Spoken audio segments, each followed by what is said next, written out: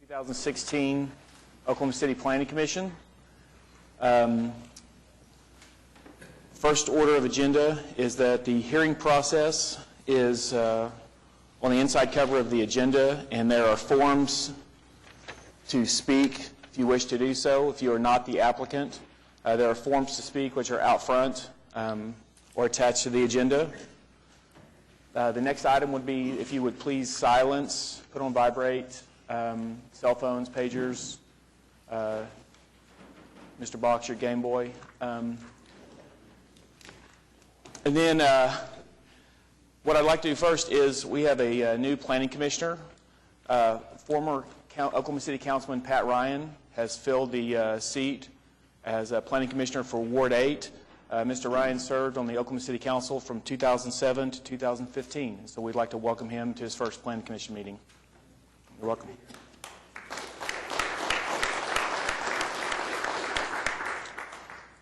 Next item on the agenda is approval of the minutes from December 10th, 2015. Just need a motion? So moved. Second. Okay. Motion and a second.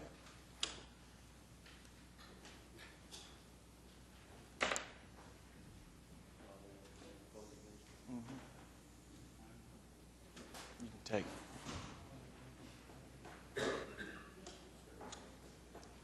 Those are approved.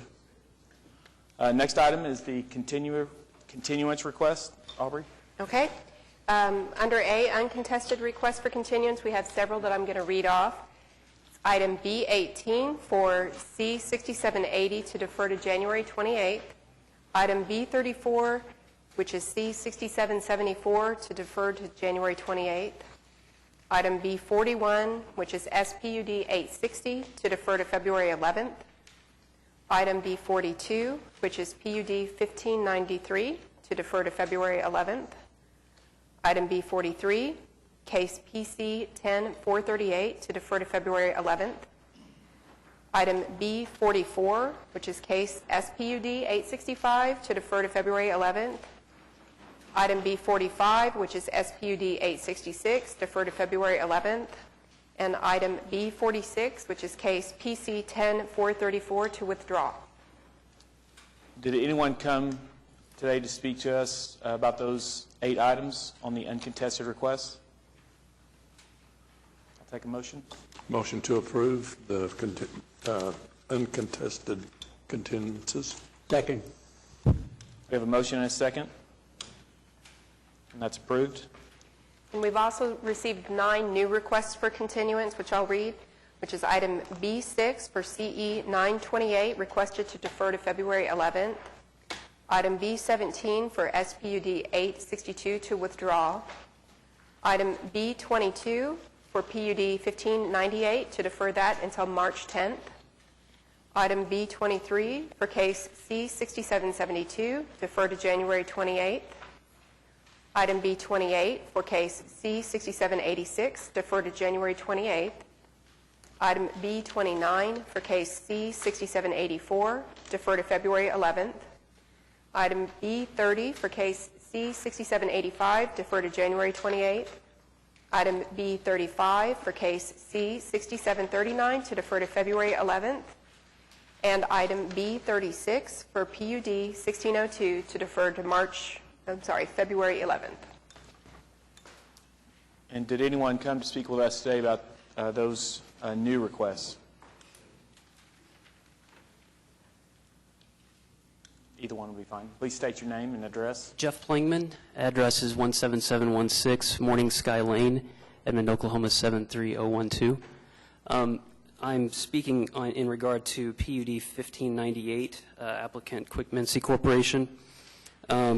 Essentially, I'm here today because if you look at the case history, this is now the 4th deferral that we've received, and they've all been pretty late in the process, so we'd get them within a week. But today's deferral was actually around 10:30 the request came in. So it's getting really inconvenient for our residents in North Rose Lake Villas, which is directly adjacent to this property that's being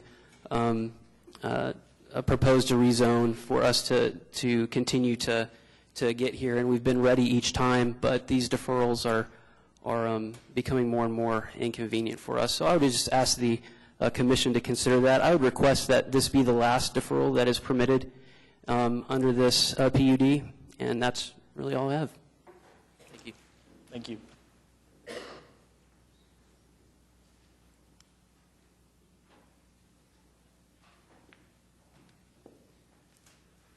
Good afternoon, Mark Grubbs, Grubbs Consulting on behalf of the applicant. We apologize for the deferral. The reasons for the deferrals on that is we're trying to decide whether or not the case will even move forward. There's two specific users on this PUD that are trying to work together, and we may come to an agreement that the rezoning is not even needed. We just, not at this point, don't want to defer it indefinitely. So I believe that the 60 days will give us enough time. I'm even willing to go 90 days for it to be the last deferral.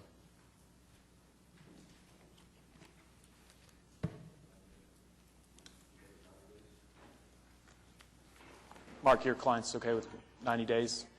That's fine. I'll speak on behalf of them. That's fine. Okay. Well, I mean, we've got to come together on the two specific end users, so.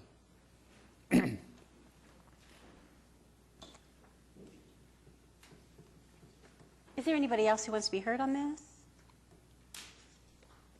I'll move that we continue this matter for 90 days. And I do think it's a good idea for us to make a note that this is the fourth continuance and really should be the last one. Okay, we'll modify that date on the new request to 90 days out. Thank you. Are there any other requests for continuance from the public or applicants?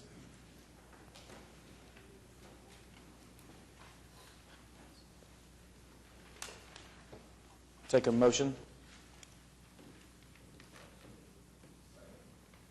Motion second. That's approved. I've got just a question on is there any percentage or is there any money refunded on a withdrawal?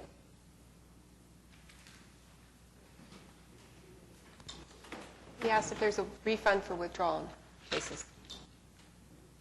If the application has only made it this far and they haven't sent notice for city council, we would recommend a 50% refund of their filing fee. Okay, so there is a refund on a withdrawal then? Yes, as long as we haven't sent notice for council. Once the notice goes out for city council, the application fee is spent. Okay, thank you. Next item on our docket is public hearings. We'll start with the consent docket. There are 6 items on the consent docket now. Okay, these items are case number 1, PUD SP 1585 for a specific plan of PUD 1585. The second item is DA 24468 for a lot split deed approval of 6000 West Memorial Road. Item 3 is SP 483 for a special permit for auto sales lots in a C3 district.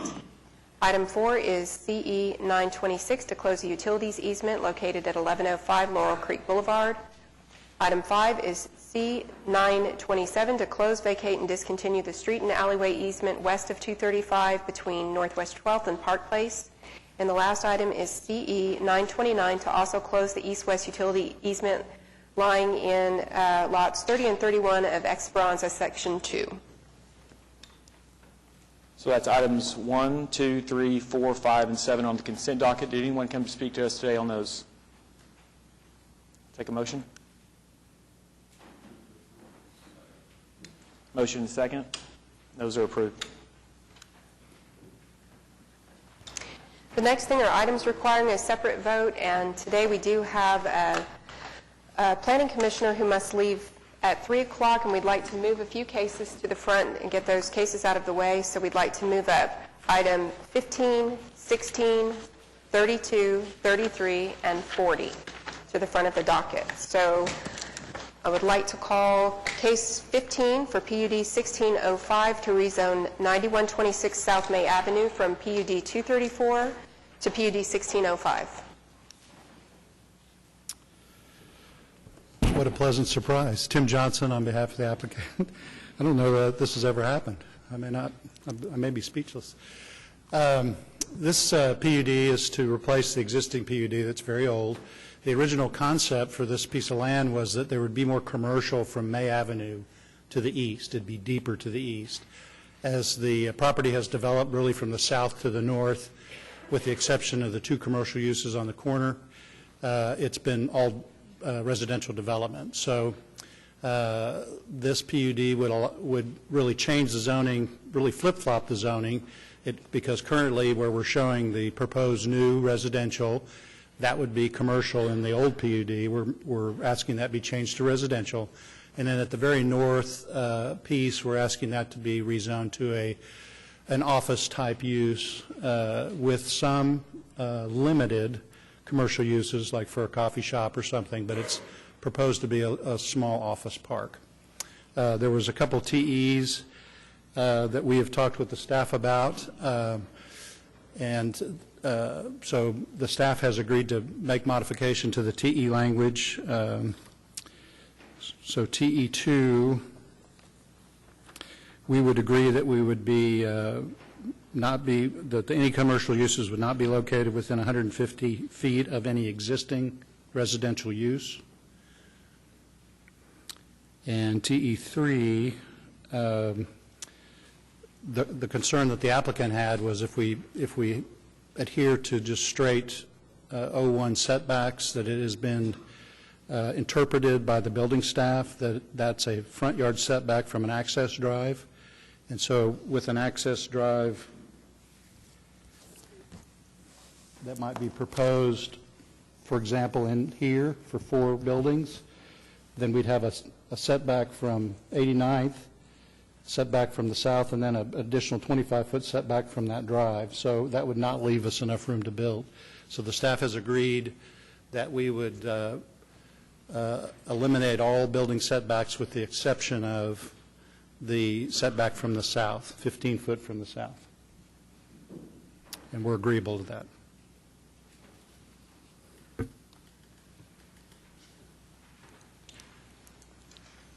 Is there anyone here to speak against that?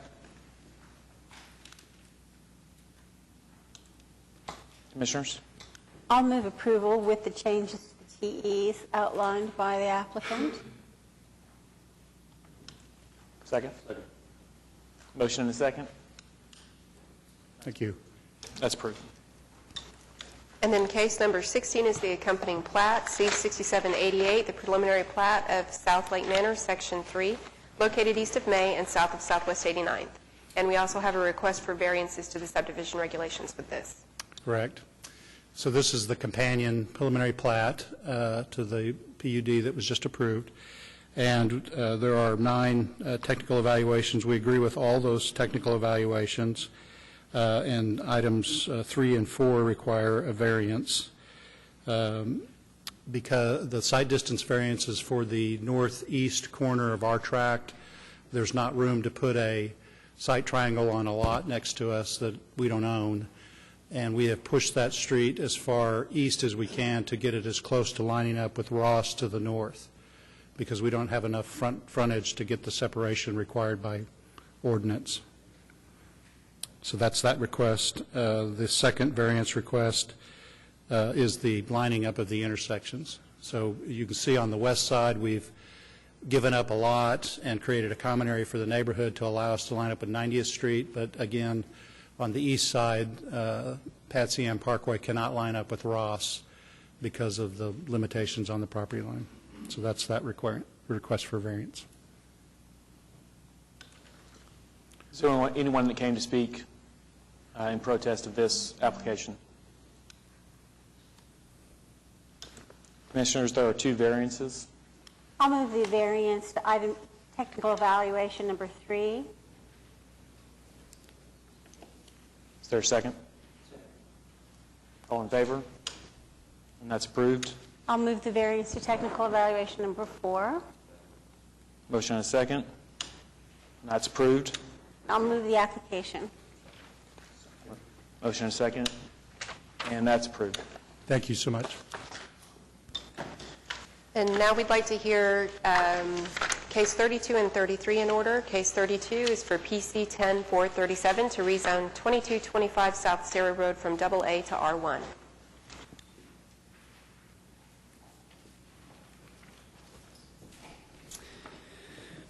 Mark Grubbs, Grubbs Consulting, on behalf of the applicant. What we have before you today is a straight R1 zoning and an accompanying plat. The staff recommended continuance for a traffic study to be submitted.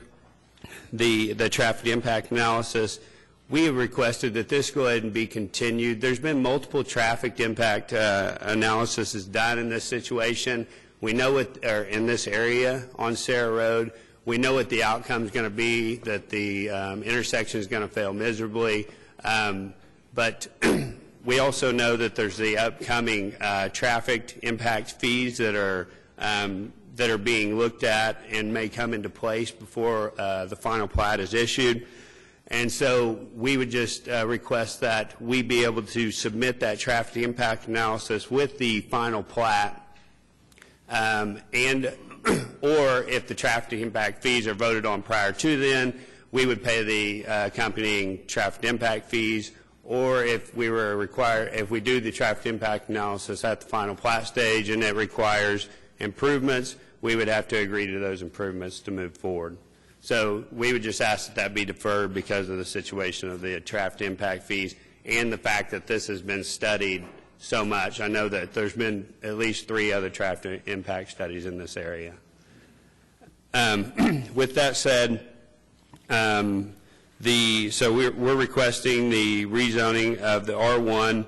I know there's going to be, on the accompanying plat, there are issues with the site distance. I've discussed with the, and the reason I'm going to go ahead and talk about those now is because I think they're valid to go ahead and talk about now since the accompanying plat is right behind it. But the site distance issues, when we originally sent out this request to stake the drive, we sent to traffic, I asked that they contact me. I knew that it wasn't going to pass. I wanted to go out there and meet with them and, and see what we could do. I've been out to the site personally on several occasions. I know that when I talked to staff this morning, I told them, I know we can make this location pass. We're just going to have to possibly raise Sarah Road to make it pass. Well, we really can't address that until final plat stage because we have to do the improvement plans and show staff that it can pass at that phase. So that's why it's not doing any good to continue the preliminary plat because I'm still not going to be able to prove it to staff at this stage. The other thing that was mentioned was the 500-foot block length in past. This has only been reviewed on the same subdivision and not necessarily incongruent with adjacent subdivisions. I'll agree that we'll move that. We've got limited frontage there.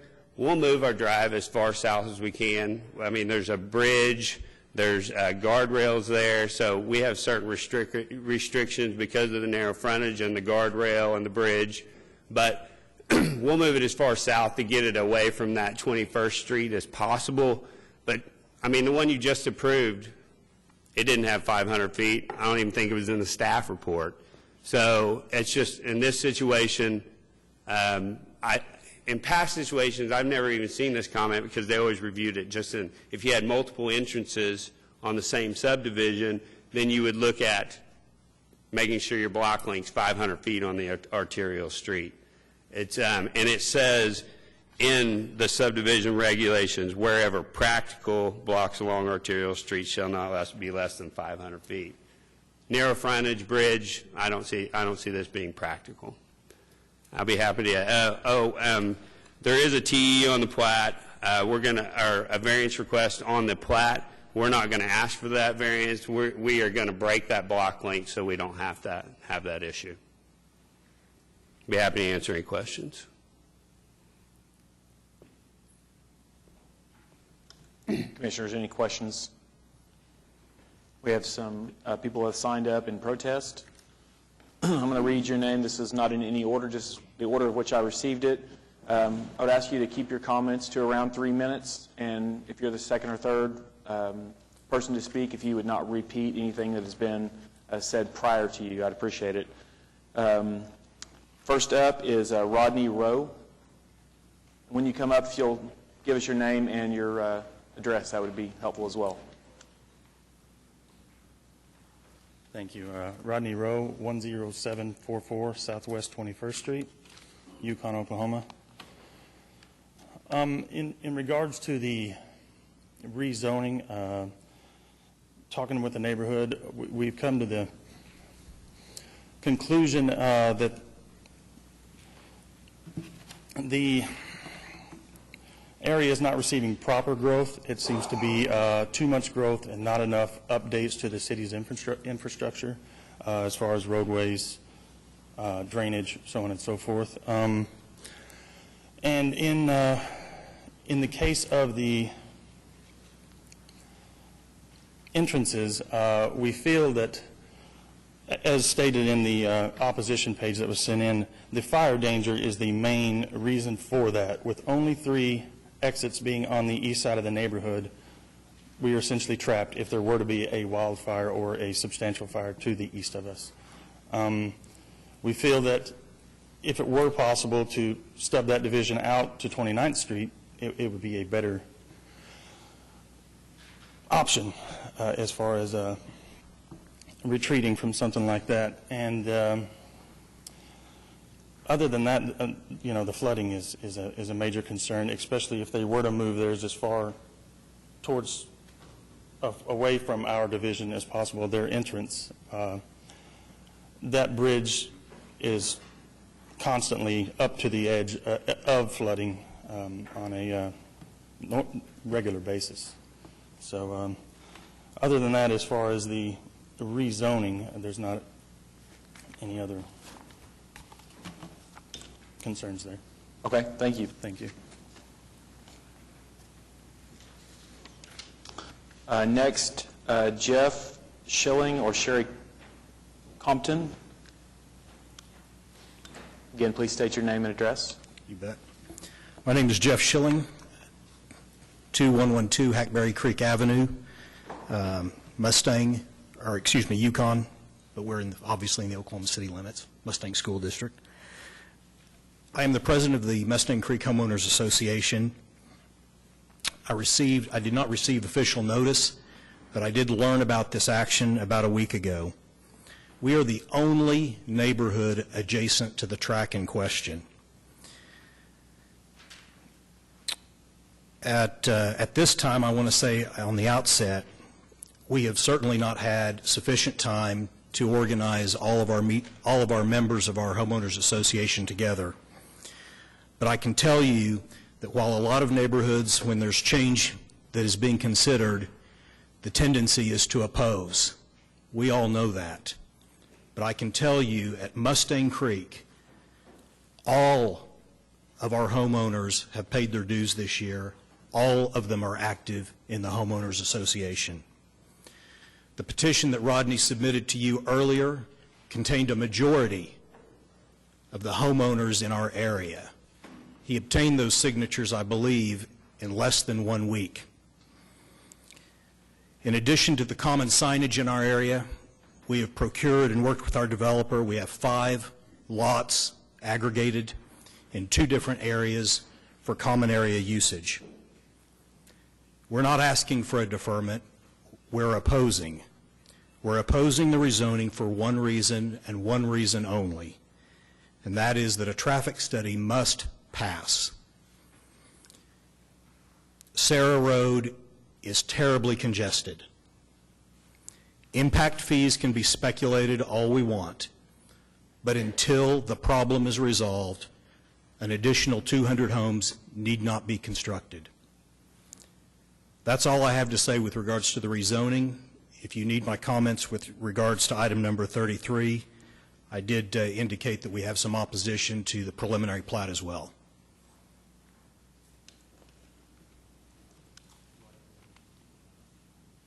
Well, just depending on how we're going to deal with it, if we're going to hear it separately, he can speak separately, whatever's convenient for the commission. I definitely would like to hear his comments, either now or later. Up to the commission. What do you want? I'd say go ahead and why don't you present your opposition to item 33 while you're already up. With regards to the preliminary plat, we find that we realize that the word preliminary appears in the description, but we certainly don't want things to be irresponsible. The preliminary plat is lackluster at best. It lacks a point of ingress and egress, with exception of one additional place at Sarah Road. It also lacks planned ingress and egress that could be further constructed to the west.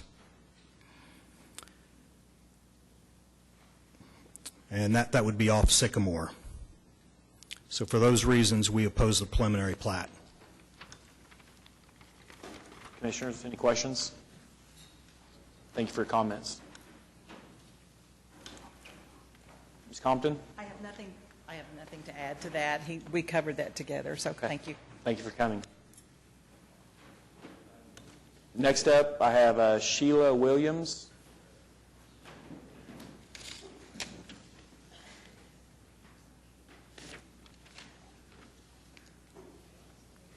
Good afternoon. I live in Mustang Creek, and my husband and our property is backed up against this proposed addition that is to be rezoned from agricultural to residential. We've been there since 2008, and we love that subdivision. And I'm speaking from my heart for not only emotional reasons, but to me, reasons that people that live in the subdivision also feel. I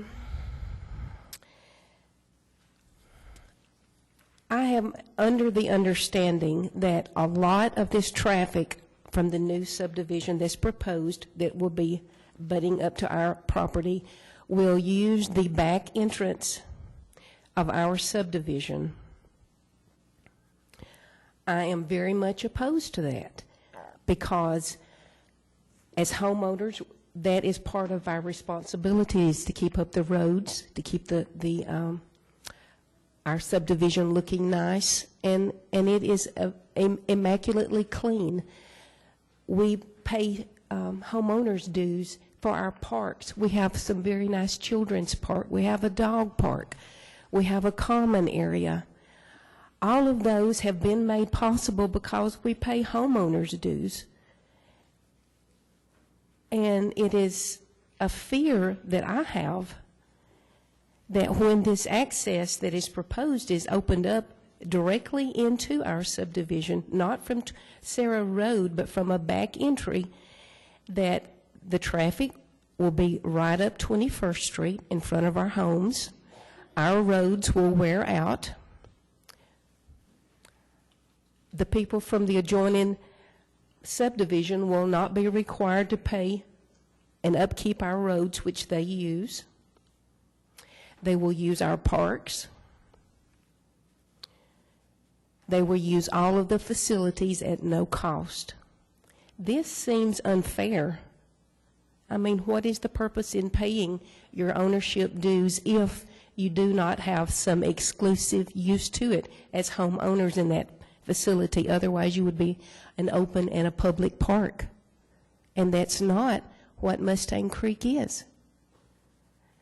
It bothers me, another reason for the back entrance that would be allowed to come up 21st or come up 19th, that there's going to be increased traffic. We have many, many children in that area.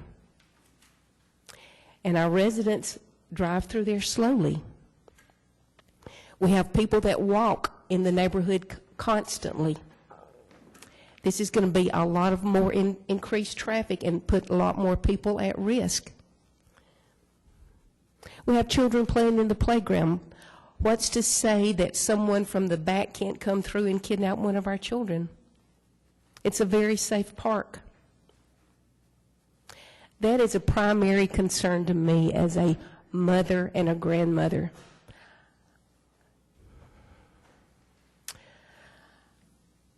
I'm also concerned about the flooding also, because I know even in our backyard, the water stands for some while because there's not the best drainage there, and it's so close to the creek. And when they build up and redirect that land where the water is going to tunnel, more than likely they're going to make it tunnel into the neighbors' yards. That's a concern for me.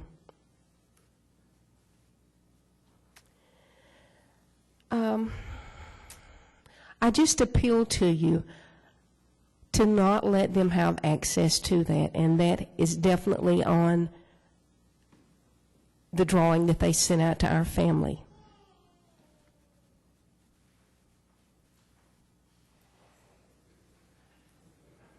I know it's their land and they have permission to do what they want to. I can't dictate from it going from agricultural to residential.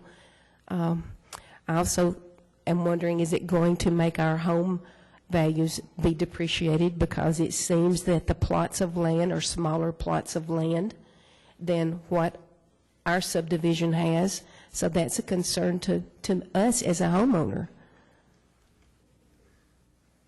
Just like it would be for you guys if you had this going up in your backyard.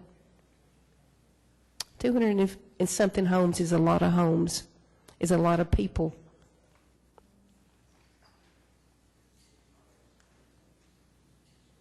Okay.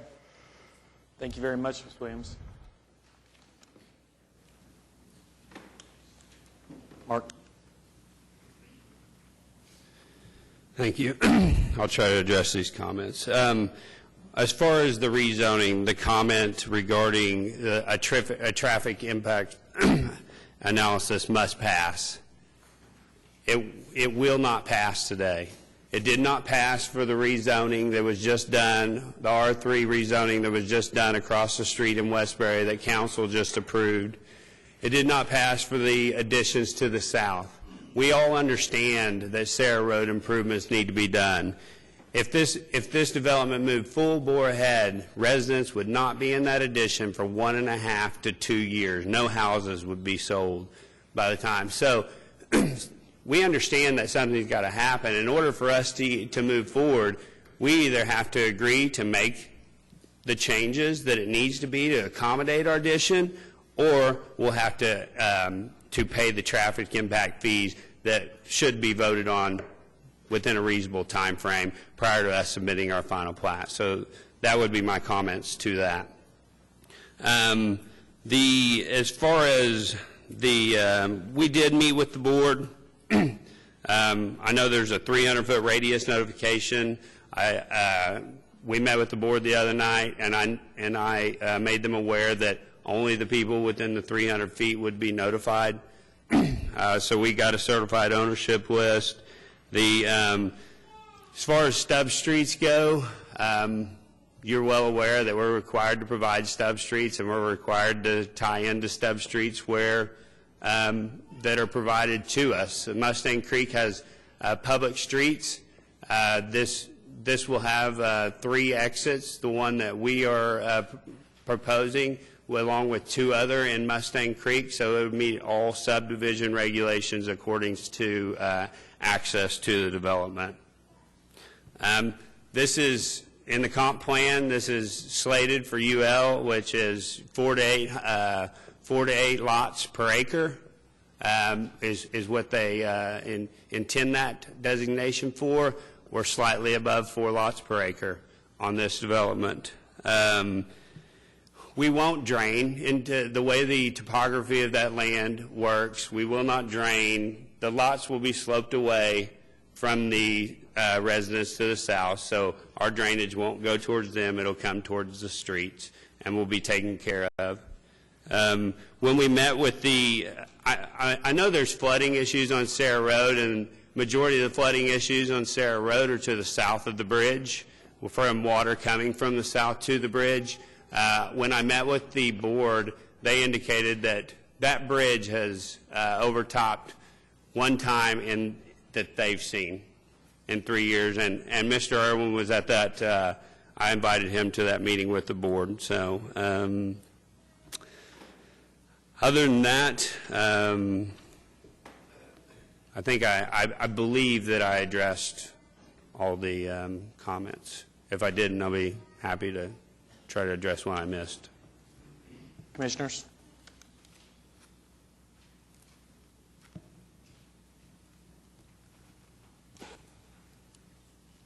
I have some real, I guess, trepidation about the idea of moving this forward, not so much with zoning, I guess, so maybe I should confine my comments to that.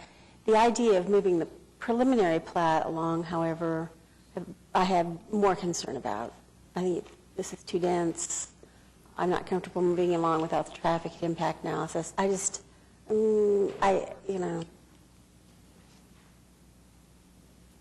not my so articulate comment, but I'm not very comfortable with this approach. I guess my question, Ms. Powers, is we get the traffic impact analysis, and what's it going to say? It's going to say the same thing as the other three, right? That the intersections fail miserably and it needs to be improved. And so if the traffic impact fees come in before that, I'm still paying the traffic impact fees. And if I move forward to final plat, and they haven't been approved at that time, then I have to provide it, and we have to be willing to make those improvements that the TIA recommends, or we can't move forward. So either way, I'm still in the same boat. I'm either paying traffic impact fees, or I'm providing that traffic impact analysis, and I have to make the improvements to move forward. So I guess my question is, we continue it, I do it, it says the same thing. We still need to wait for the decision of the traffic impact fees either way. I mean, it sounds to me like what you're telling me is that the time is not ripe for the development of this land. That's what I hear you saying. I don't think that at all. I think that if to develop this land, I either have to make the improvements or pay the traffic impact fees that are being assessed to make those improvements. So I can't move forward without them, right? I can't move forward with the development without the improvements. I have to commit to those improvements, or I have to pay the traffic impact fees. Right?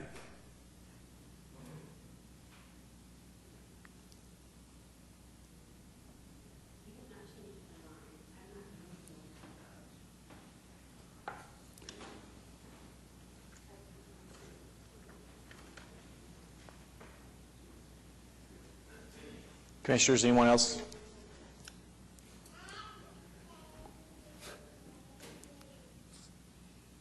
So if we continue it, we bring back a traffic impact analysis that says the same thing, then it's still at final plat stage. I have to commit to do those, or if the traffic impact fees come in place, I just pay the traffic impact fees. I don't have to make the improvements.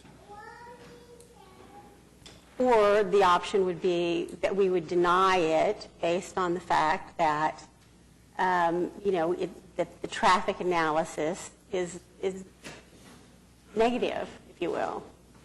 You just approved one across the street in this area. Council just approved the one across the street in the same area. There was, I won't call it multifamily, senior living in Westbury. I mean, being that there's only 6 people here today, if you want to continue it, I'm at a loss to not continue it because the amount of bodies on the horseshoe today. So if that be the case, if you're stuck with that, then I need to continue it until there's more people here. That's what I would suggest you do then. Okay. We'll request I request a 30-day continuance to get the traffic analysis done.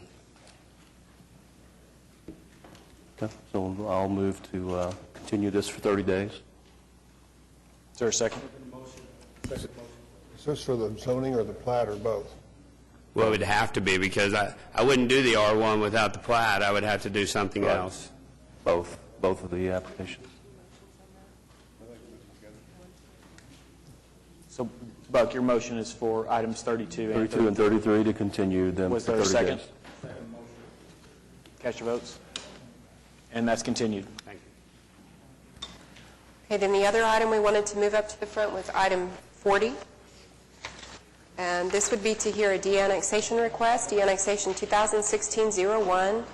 And it's really the introduction of this request to be introduced and set for public hearing on January 28th regarding a de-annexation request on a 1,000-acre tract of land south of Mustang along Highway 4.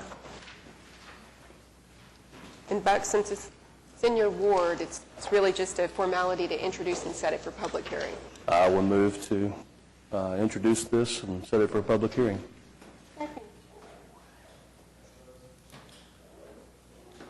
That's approved.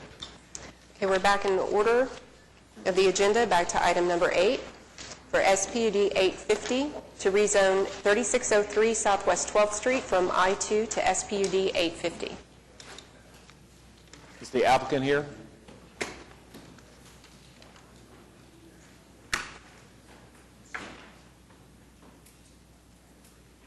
The applicant here for item 8, SPUD 850. Commissioners, do we want to move this to the heel of the docket? That's okay. The applicant is not present on item 8. We want to move this to the heel. Make a motion to move it to the hill of the docket.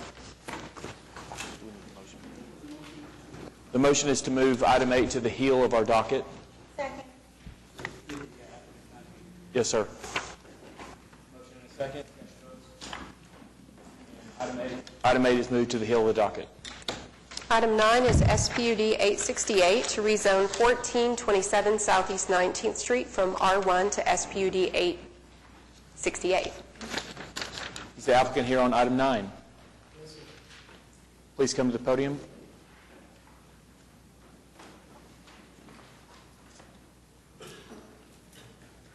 And if you'll state your name and your address for the record, thank you.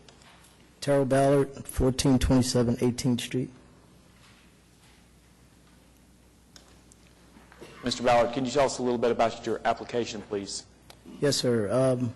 My application is to rezone the property that I purchased several years ago so that I could set up a facility. So I have several antique cars that I'd like to store in one location. They've already been restored instead of at my present home address. So I'm looking more for a hobby type commercial area to keep my hobby cars in.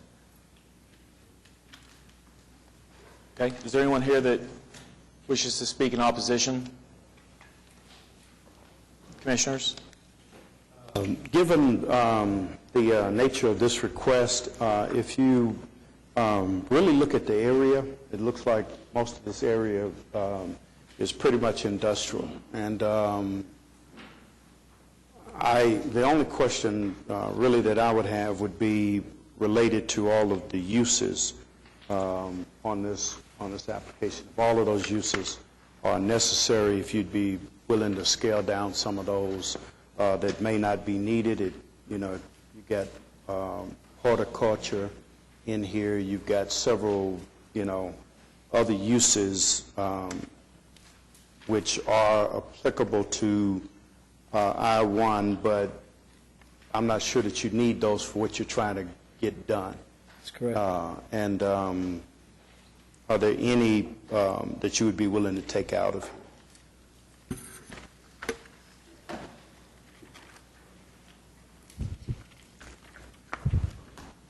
Let me get the other document.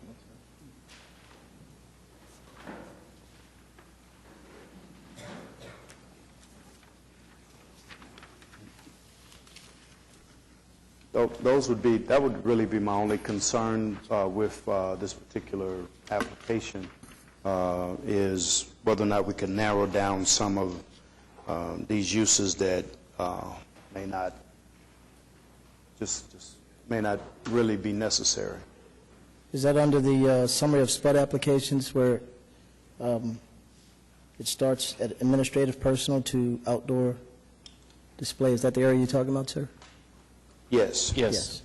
Yeah, so I don't have a problem with that, because for what I plan to do is several of those aren't applicable also. Okay.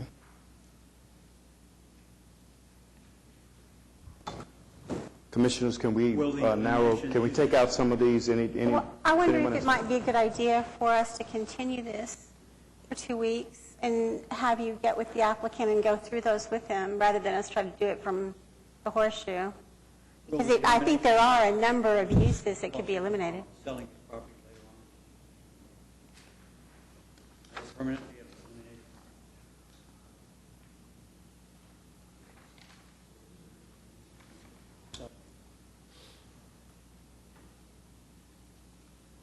It also opens it up for any number of other things that we may want to, which is my express purpose. Can we continue this for 2 weeks? Let us get together and kind of narrow this down and then come back and apply. Can we do that? Yes, sir. Would you be amenable to that? Yes, sir. Okay. Second motion. There's a motion and a second. Cast your votes. And that item is continued for 2 weeks. That'll be January 28th. Thank you. Okay, item number 10 is SPUD 869 to rezone 1001 Northwest 43rd Street from R1 and PUD 1003 to SPUD 869. Good afternoon, David Box, 522 Colcord Drive. Here on behalf of the applicant, also with me is Derek Turner, who will be the developer of this site. What we have before you is an SPUD that would rezone this from R1 and the PUD to a single-family development, but a single-family development that is not common in this area. It's very similar, if you're familiar with what David Wanzer has done over by Class and Curve. What we're handing out are exhibits included in the SPUD to show you the style of home that will be built. And also in the packet, there should be should have a site plan. If I could you roll to the site plan? This will show you how the lots will set up and how they'll front onto 43rd.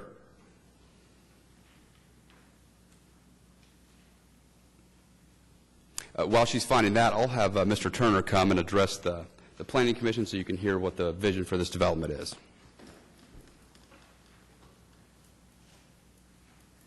I'm Derek Turner with Turner Company. We are the developers of the project, 3540 South Boulevard, Suite 175, Edmond, 7313. This is a really interesting project for us. We've been really excited about this. We were able to put together a series of lots that are all in this area to kind of give reference on this. This is right next door, across the street from the Will Rogers Theater, especially the parking lot for the Will Rogers Theater that goes to the back.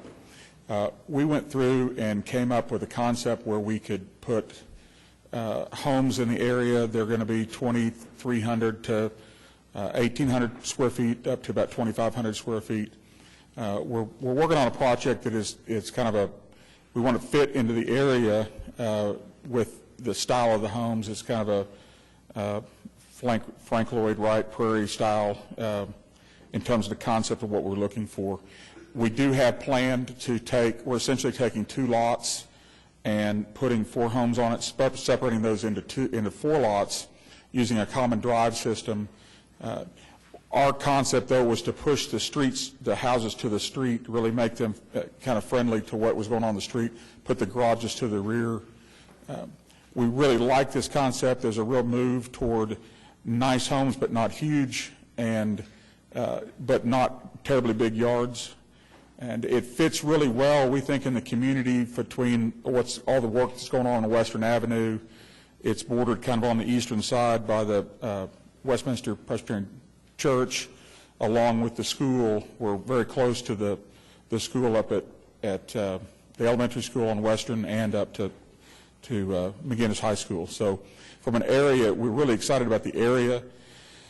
We've started accumulating property in that area. We plan to put 11 homes in. If you look on the far east or the west end of the project, we were not able to acquire. There was a tract of land that was 1 lot left that we split and we only took 15 feet or 35 feet of that lot. So our homes on the west end of it are slightly smaller. We won't be able to get 4. We'll only be able to get 3. And so we took the area in that area, and we're going to create a park there and some additional parking and stuff. But all of our homes, there's parking. We don't need any street parking. It's all within the neighborhood, within the homes. There's even setback room in front of all the driveways to have an additional 2 cars in a driveway in front of the garage and still have pass room. So it's been a really fun, exciting project to plan and lay out.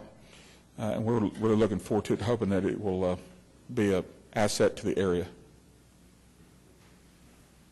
Commissioners, I met with Mr. Turner and his representatives on site. I'm really pretty excited about this. This is really a kind of unique opportunity for residential infill. As he said, they look directly across the street into the parking lot of the Will Rogers Theater. And so, it's what would happen to this area has been kind of a concern. The idea of doing these front and back lot splits is kind of a new thing to me, but I've seen it work some other places. And oddly enough, even in this very much older neighborhood, there are a number of little tiny, houses behind houses. So it's really very much in keeping with the area. I love the look of these, although I'm trying to steel myself to the idea of more modern infill development. These really do look like they belong in the neighborhood. And I'm pretty enthusiastic about this application. So if there's not somebody else who wants to speak, I'll move approval. Anyone wish to speak before we vote? Cast your votes. Thank you. That's approved. Item 11 is SPUD 870 to rezone 2941 Northwest 10th Street from C3 to SPUD 870. Is the applicant here for item 11?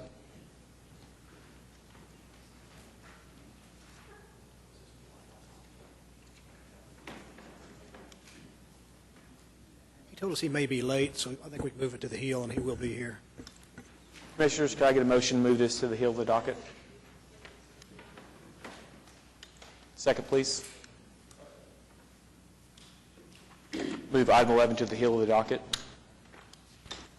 Item number 12 is SPUD 871 to rezone 6029 Northwest 23rd from C1 to SPUD 871.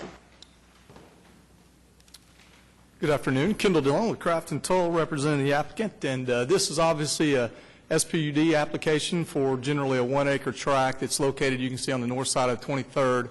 It's about 1,200 feet to the west of MacArthur. The site is currently zoned C1, and you can see on your map that there is an existing structure on this site. It's an old office building. It's been vacant for several years. It's in need of some considerable repairs. And at this time, my client has purchased that site with the intent of making those repairs, remodeling that structure, and then obviously moving his office space to that location. At the same time, what he would like to do would be to extend the building to the north in order to create some some space that we feel like there's a great demand for throughout the city, but especially in this area. And that would be some space for companies such as electrical contractors, HVAC companies, those sort of people that have a need to have office space in the front, but yet still have some sort of a storage or warehouse that's enclosed, but in the rear. So you can see by our concept plan that that's what we are attempting to do. We have currently we have it set up to where our office space would space and be on the east side, with the warehouses obviously on the west. And so that's generally the purpose of our SPUD application and what we're trying to accomplish. I think I already mentioned that the site is zone C1, which currently would allow, I think, 21 uses permitted by right. We are restricting that to just the 2 uses that we need, that being the administrative professional offices and then the enclosed warehouse space that would be associated with that. We are providing the architectural standard, 60% minimum masonry, no exposed metal. We are providing the landscape buffer on the 3 sides, the northeast and west side. We're limiting the height of the building to 1 story. We obviously are doing things such as we've restricted the signage to 8-foot monument signs. And we've also limited the amount of warehouse space that we can have to a maximum of 75% of the total square footage of the floor. That way that you still get your offices with your warehouse, keeps us honest in terms of our concept. So I think if you look at this shot, you look at what's going on in the area, we feel like that it's compatible with what's around it. Not only that, but I think you know, your comp plan talks about infill parcels, revitalization. We feel like if you look at some of the structures there, this one in particular, it's a good opportunity to bring some revitalization to the area as well as better use of what we consider in essence to be an infill parcel. So I think if you look at those things, we feel like it's a great application, and with that, we'd ask for your approval. Anyone come to speak against this? Commissioners, any discussion? I'm going to move for approval. Okay. There's a motion and a second. I just had a couple questions, Sure. generally related to the architecture of the building. Metal roofs, pitched roofs? It will be, Mike, you want to come up? My applicant's here. I'll let him introduce himself, and he can answer that. Mike Jadoon, 1912 North Ann Arbor Place, Oklahoma City. As far as the roof is concerned, it's going to be a flat roof with a slight pitch. And we would drain it towards the west side of the building. And, but it's not going to be a pitch roof. Okay, and will you have access to the warehouses on the west side with like large overhead doors? Yes, the access overhead door is going to be on the west side. And that would be a entry and exit, a one-way access only for the people who are the tenants. Or it's not a, you're not going to see your average customer walking in there on a daily basis. So most likely it's going to be the person who occupies the office or maybe the employees for those. So limited traffic, but yeah. Okay, and you're making accommodations for box trucks or larger trucks to drive around the east, north, and west edges of that building? Correct. We've got it structured to where we can get ample maneuvering for those vehicles. Commissioners, we do have a motion and a second. Cast your votes. That's approved. Item 13 is SPUD 872 to rezone 12609 Southwestern Avenue from AA to SPUD 872. Good afternoon, David Box, 522 Colcord Drive, here on behalf of the applicant. The SPD before you proposes limited office uses, restaurant, and limited retail. We do agree with the TEs, although I do want to address TE number 2, dealing with the number of access points onto Western. What we propose is one new access point that is not currently there, but if you look at our property line, technically the property line splits an existing drive approach. So the site plan we have submitted has 2 access points.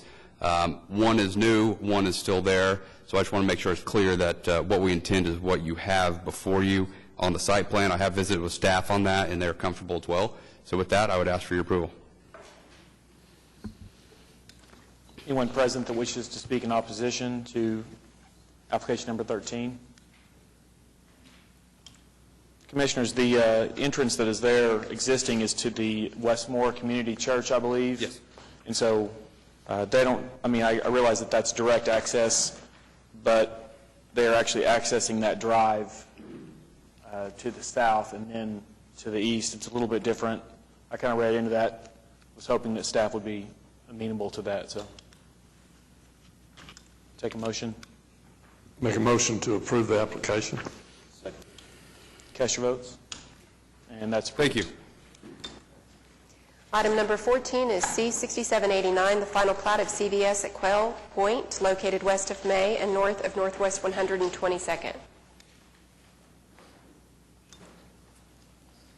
My name's Mike Dedman. I'm at 7068 Ledgestone Commons, Bartlett, Tennessee, and I'm representing the applicant. You guys may recall we had a CVS that came through as a SPUD 864 last month, and basically this is just a clerical issue that my client likes to have all their lots as a plat, and that's the reason we brought it before you guys. Commissioners, any questions? We have a motion for approval. Second the motion. Cast your votes, please. And that's approved. Thank you. Items 15 and 16 were moved to the front of the agenda. Item 17 was withdrawn, and 18 was continued, so we're on item 19 for PV 096 to vacate a common area B in Summer Hill, Phase 3.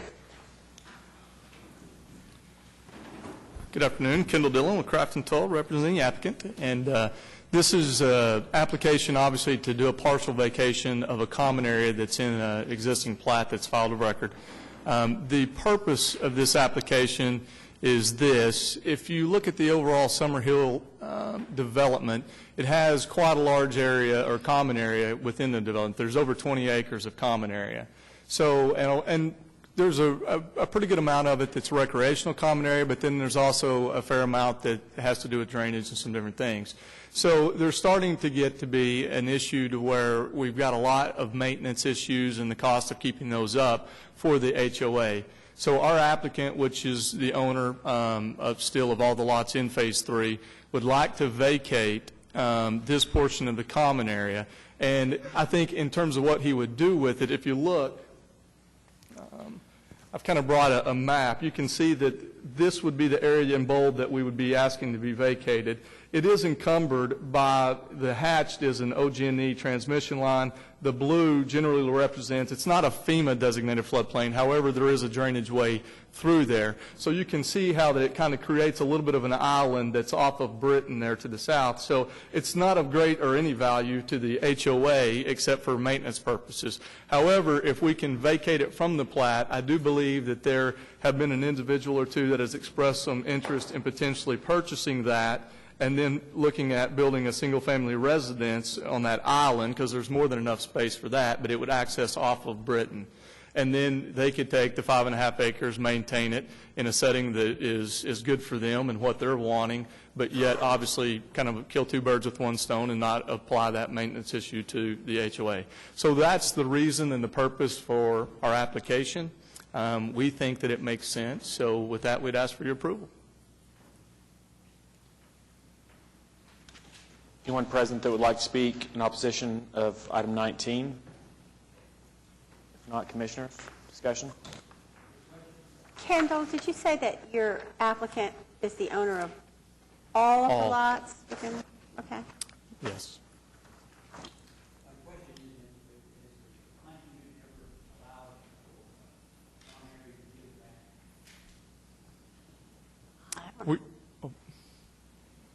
I think we've vacated a few. I don't know what. I know I have done them before. Yeah. Yes, there's been vacations and there's been lot split approvals. Right. To take common area and give back to adjacent property owners. Mm-hmm. I'm sorry?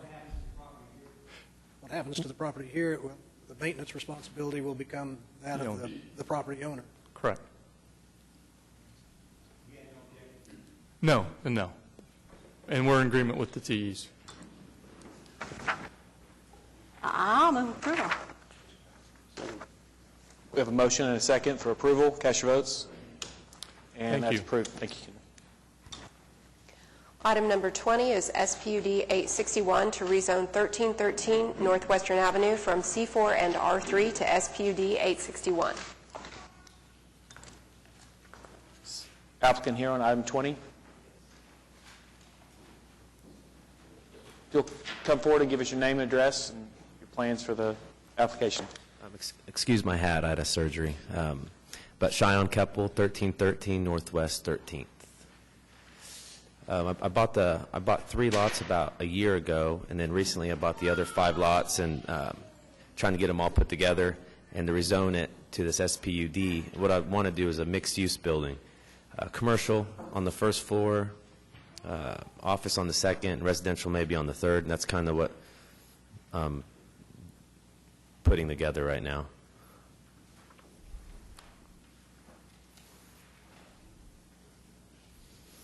Commissioners, we do have a couple of people that have signed up to speak in opposition. Does anybody, Commissioners, have any questions of the applicant? Isn't this site elevated? Yes, it's on a slope. I think from the street up to the top, maybe 10 feet. And am I answering your question? So at street level, it's... Yeah, it starts at street level and elevates to the west. I'm on the, second and third floor there would have a good view of the city, and that's the reason I was wanting to build up. So.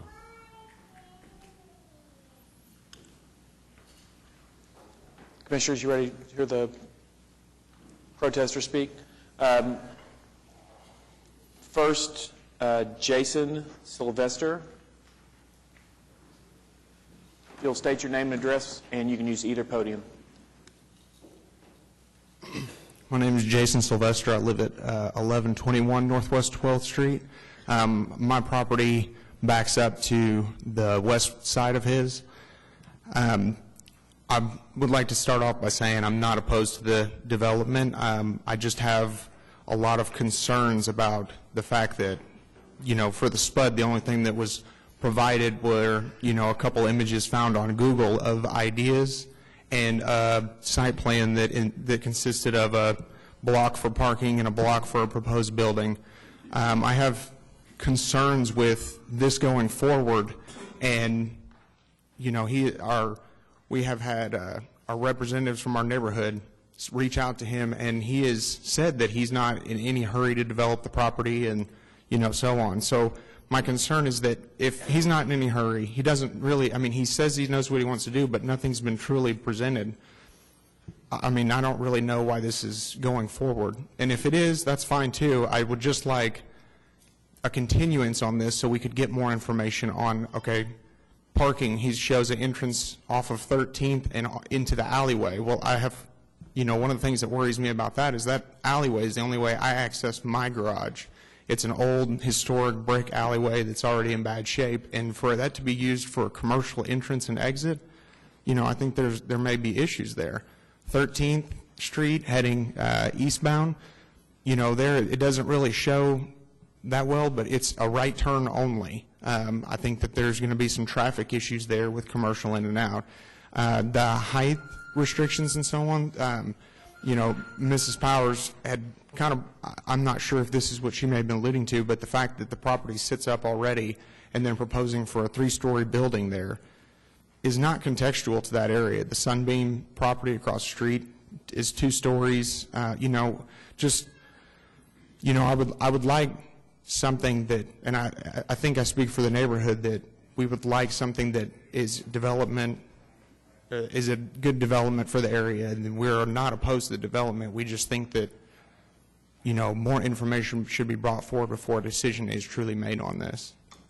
Mr. Sylvester, are you in contact with your neighbors sufficiently that if the applicant were willing to continue the matter to get together for a neighborhood meeting, that you would be able to Yes, take the lead ma'am. in organizing that? Actually, the neighborhood representative spoke to him via email and asked him if he would be open to a continuance, and he had agreed that yes, I'm good for a continuance. And he stated that he wasn't even going to be here for this meeting. Truly, the only reason why I filed my my complaint or opposition is because he didn't follow through on that, and we found out, through that, hey, this hasn't actually been done. He didn't follow through on that. So I am completely open to that and open to the neighborhood meeting with him or a representative truly going through this. Absolutely. I just, I was concerned because once it gets through this point, if it's approved, who's to say he doesn't turn around and sell the property, and then, we have no control over what happens. Hold that thought. Are you willing to take a continuance, Mr. Koppel? Will you come to the microphone? Sorry. Are you willing to take a continuance and meet with the neighbors and lay out to them what your plans are and hear their concerns and questions and see if you can answer them? Yes, that'd be no problem. I do have a question. Right now, it is C4, that front piece. So, it would allow for a liquor store or a truck stop. So I think, from what I gather here, I think what I'm zoning is, it'd be better regardless of the C4. Wouldn't that be right, or am I wrong? It would be less intense, Yes. certainly, but whether it would be better or not, I guess remains to be seen. Okay. But yeah, I'm okay. I was curious what. Will 2 weeks be enough? for you to organize a meeting? She sits on a board at our neighborhood association. That's why I looked to her. Ma'am, will you come forward? Our neighborhood meets every second Monday of the month now, and we just had our neighborhood meeting. It's kind of hard to get people together so quickly. I don't think you can reasonably ask for another month. But if because we're dealing with the low income and also Hispanic, so we have to find a translator as well to be willing to. I guess that's up to the applicant. Yeah. If you're willing to take a month. Yes, you are. Great. Given that, I would suggest that you also contact and invite your planning commissioner to that meeting. He's not with us today, but I know he'll want to know. So, is there anybody else that wants to be heard? If not, I'm going to move continuance for. Oh, there is. Okay, hold on. Ms. Thompson, you spoke your piece. Yes, ma'am. Okay. I'm going to move that we continue this item for 1 month until whatever day that is.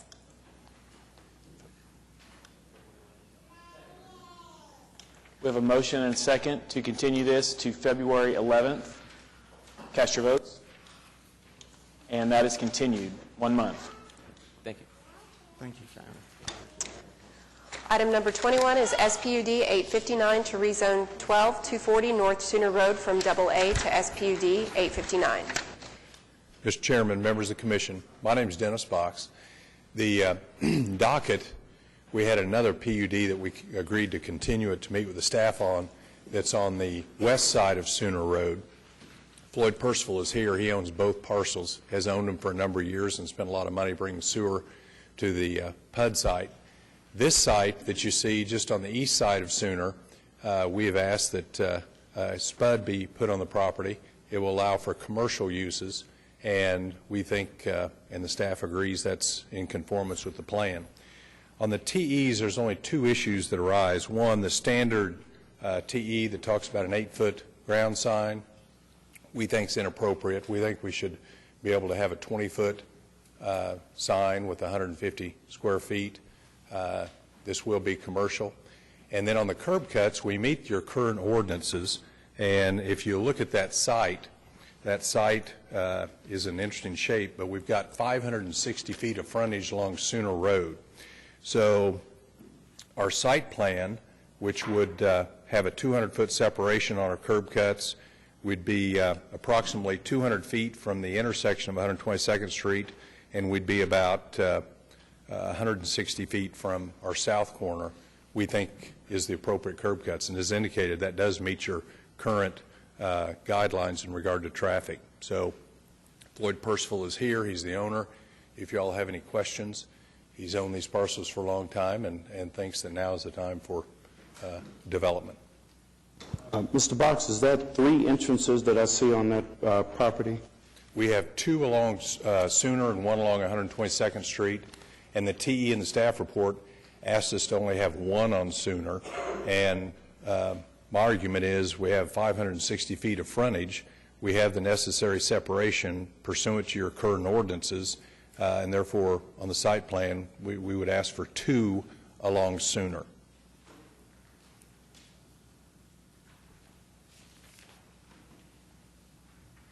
And what's your rationale with respect to your signage exactly?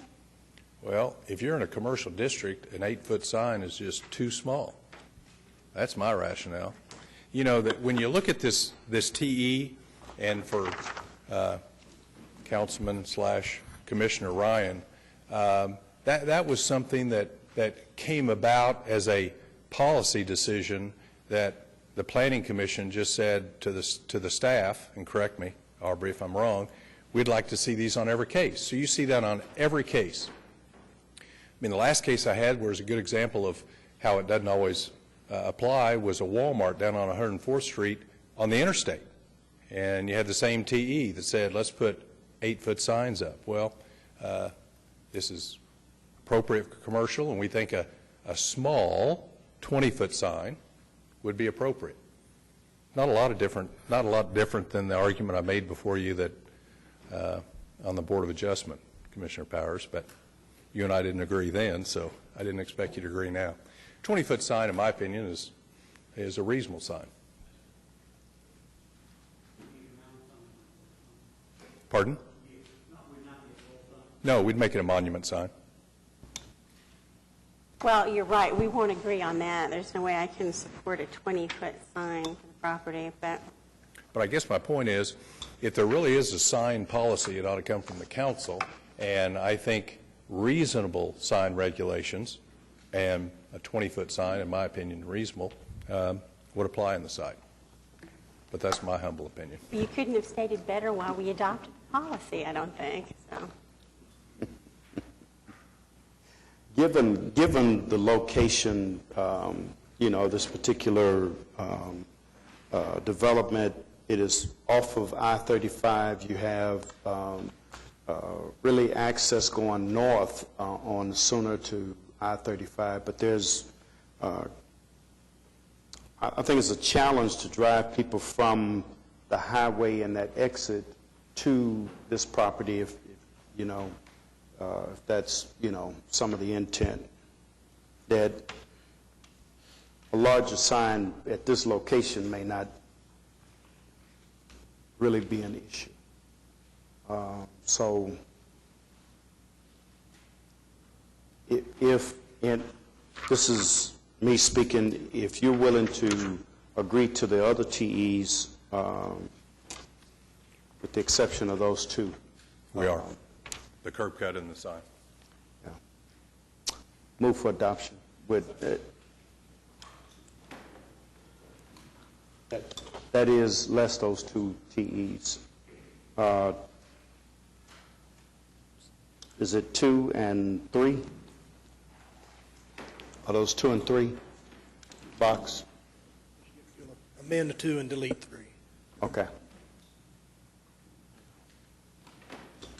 So I'll move for adoption. JJ, delete 3? Or is it 4? TE2. We're going to amend, the motion should be to amend TE2 and delete And 4. TE4. Yes. Right. Okay. So the motion on the table is for approval, amending TE2 and deleting TE4. Any further discussion, Commissioners? Cast your votes. And that is approved. Items 22 and 23 were continued. Item 24 is case C6708, final plat of Kings Ridge West, Phase 2, located east of County Line Road and north of Southwest 44th Street. And for the record, Kendall Dillon with Craft and Toll, representing the applicant. This is just the final plat, second phase of the Kings Ridge West addition, and we're in agreement with the TEs when we ask for your approval. Anybody signed, is there anybody here to speak against Commissioners? I'll move for approval. Cast your votes. Thank you. And that's approved. Item number 25 is PUD 1604 to rezone 19301 North May from R1ZL to PUD 1604. Good afternoon, David Box, 522 Colcord Drive, here on behalf of the applicant. Before you is a PUD that would allow commercial zoning at the northwest corner of 192nd and May. This tract is in proximity to several other PUDs that have been approved recently. In fact, immediately east, PUD 1559 was approved within the last, I believe, 6 months by the City Council. So what we've done in this PUD is to match the uses that were approved on the east side, and it's owned by the same developer. There are a couple of TEs that I'd like to address. I do agree with TE1 and then TEs 5 through 9. On TE2, I'll spare the Commission the policy argument made by my father as to the 8-foot sign, but I do again agree with his position that 8-foot tall signs here are inappropriate, as May and 192nd is a very busy area. If you look at the PUDs previously approved, they are in excess of the 8 feet. What we've asked for How far in excess feet are they? There are some that are 15. I believe there are some that are higher than that. We'd be satisfied with the 15 to match the PUD 1111. So what we'd ask is, I guess, to amend TE2 to allow the 15-foot tall signs and the square footage area as we have in the PUD. Number 3, on the number of signs, we'd ask for 4. When you look at the frontage we have on May and 192nd, I think that's appropriate because we have the ability to have quite a substantial number of users in this site, so we think 4 signs would be able to serve that, especially considering the limited size of 15 feet. TE number 4, it's a new year with new conditions placed into PUDs. This is one I have never seen. I don't know that I'm opposed to agreeing to it, but Mr. Chairman, if you could, I guess, define a bioswale for me, I might be able to give my client some comfort and agree to that. Mr. Chairman? Well, I'd be happy to, but that's really a staff recommendation. Okay. So I think it'd be more appropriate to have staff give the definition of a bioswale. We're really excited to hear it. Now you're going to put me on the spot to do this because no other staff person's I jumping told up at the Randy to be microphone. ready, so if he's back there, we'd love to hear from Randy. I believe that bioswales are natural drainage channels that are lined with natural vegetation. So they handle the runoff, but they filter any contaminants that run off of the roadway. Perhaps we strike that word. I feel uncomfortable recommending my client to agree to something that we can't define as we sit here today. Other than that, it looks wonderful. Oh. Do you want me to Google it? Did you get the answer you needed? We think. Bioswales they can be natural and they can be man-made. They're a way to handle the drainage. They've been around since the 90s. What it does is help control the rate and the quality of the water going off. And it's basically just it can be just a landscape island that lets the water flow in instead of flowing out away from it. It's pretty common around the country. I'll send you some examples from the internet. Since that's just one of the means, I guess we can agree to TE4. So with that, we would ask for your approval. David, would you give me some help on item 3, the number of freestanding signs? Yeah, what we'd ask for is when you look at the site plan, we have sufficient space here. It's almost 13 acres to have a significant number of users. And if we're going to lower the sign height to 15 feet, based on that frontage, we would ask for the ability to have 4 signs just to make sure that our development would be able to properly sign all potential end users. David, you're asking for 4 signs at 15 feet, is that correct? Yes, sir. And all ground monument signs, no pole signs.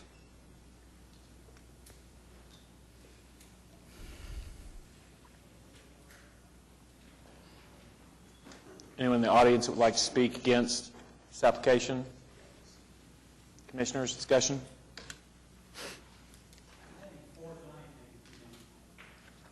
Be happy with 3.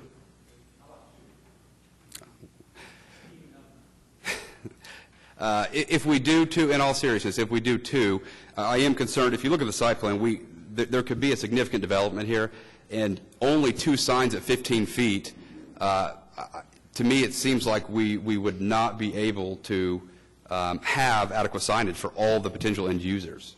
So if we do 2 or 3, yes, but if you look at the size of the buildings that you could put here, I think you could have a significant number of end users.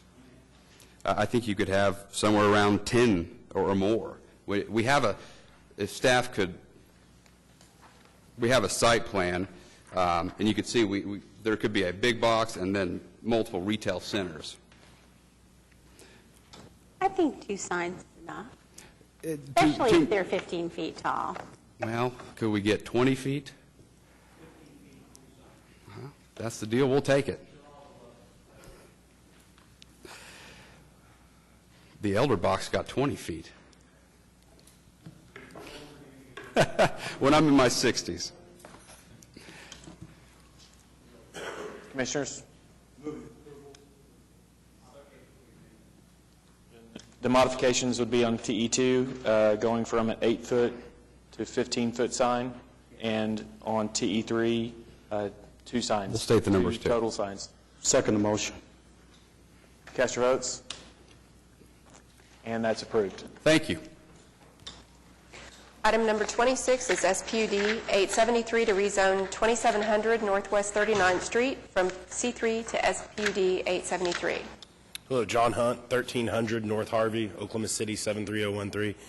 General Counsel for Moore Norrie. We currently operate the Ford dealership, which was David Stanley for years, and then Randall Reed at May and I-44 at 2800 Northwest 39th. We also operate as a storage lot the property immediately to the east of the main lot at 2724 Northwest 39th. Have recently acquired the property in question, which is the 2700 property that we're here on requesting to spud. Our intent is that we be allowed to utilize that as additional storage and sales area and really marry it with the 2724 property that is immediately to the west of the property at issue.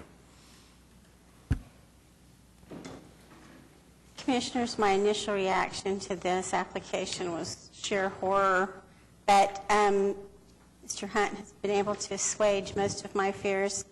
The zoning that they're requesting is limited to display vehicles only, so I'm not quite sure why we have all this stuff in here about building heights and number of buildings and all that kind of stuff, because I understand that there are not going to be any. He has further indicated that the only signage on the property will be small directional signage, directing people to where the actual office really is and so forth. He's agreed to increase the height of the sign, fence, I don't know why I keep saying signs, fence between this property and the residential uses directly to the south. I know you've all heard me talk about the incredible brightness of the lighting from this existing car dealership here, and he has agreed to work with staff and tone that down, see if we can't keep the lighting for this site directed away from the residential uses to the south. Is there anybody who's signed up to be heard on this matter? If not, then I'm going to move for approval with those. Well, if I may, I think I understood you. I mean, I certainly did agree on behalf to work with staff regarding the lighting. That's entirely our intention. I think staff would agree. We've worked with them throughout the creation and always will. Did, in fact, agree to the 8-foot as opposed to 6-foot fence or shading, what have you. Did also, in fact, agree to probably only directional signs. As towards the building, it is not our immediate intent to put one there. However, we would like the authority to do it pursuant to C4 and our application should the need arise in the future, and we intend for such a building to be done in accordance with the code that we worked with staff to create. Well, the application indicates that the only uses for the site will be automotive and equipment limited to display of vehicles for sale only. Right, and as part of that, we requested that we be allowed a one-story building pursuant to the C4 requirements, that so much of it be either EIFS, stone, et cetera, within that. Now, short term, the reality is we're not going to go build one of those tomorrow. Don't know that it will ever come to that. However, the 2724, I think it worth noting to the Planning Commission, the 2724 that we did in fact purchase from Randall Reed, that was purchased from David Stanley, the Commission back in 2006 approved a building beyond the 2724 property that is not at issue, but we are simply saying that should it arise, we want to be able to have one building on those two pieces of property. Okay, then I'm going to have to refer back to staff. My concern about this site is that it not be used as a freestanding car dealership or car display area. The only thing that makes this palatable to me is that it is an extension of the existing use. So if there's some other way for us to nail that down, that doesn't look hopeful. Other than restricting it to no buildings, I can't think of another way. Well, and if I may, there is currently a building on there, so if we're talking about... No, not at the moment. There was, as of a week ago when I drove by the property. Yeah, not this morning. Okay, it may have been torn down, and I know we were working on it. So yes, that building was to be torn down, and as I said, when we worked with staff, if to be rebuilt, though that is not the current plan, but maybe in the future, to be used in conjunction with the existing facility, not a standalone facility. I'm sure you've obviously driven by there many times. That spot is far too small to be a standalone facility, as is the land that the existing Ford store is far too small to support it and any growth for that area that we anticipate doing. So I find it highly unlikely that that will occur. I mean, just the reality of the big structure that is on the 2800 property and then the amount of sheer land space that's needed to feed that beast.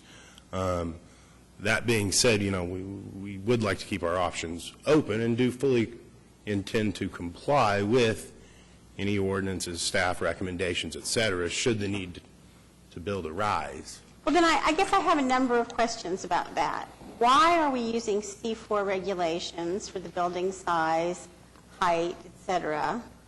And I'm not comforted by your belief that the site's too small for an independent car dealership, because there are dozens of them all over Oklahoma City crammed onto tiny little lots. Was there something about the C4 regulations that was significant? The underlying zoning was C3. Correct. It was to get to the allowance of sales, automobile sales, servicing, et cetera. And then again, complying with the Commission's prior approval of David Stanley's SPUD, which we took over on the 2724 Northwest 39th. I agree with you that there are far too many small car lots across the city and the state. My client owns none of them, though they own several large franchise dealers. You're not going to find a franchise in the world that's going to approve either one of those spots. Well, unfortunately, we can't grant the zoning to your client specifically. It runs with the land. Sure. My question, I guess, to staff is, if the underlying regulations for this SPUD or C3, why are there these references to C4 with respect to building size and number of buildings and setback lines and so forth? I'm confused.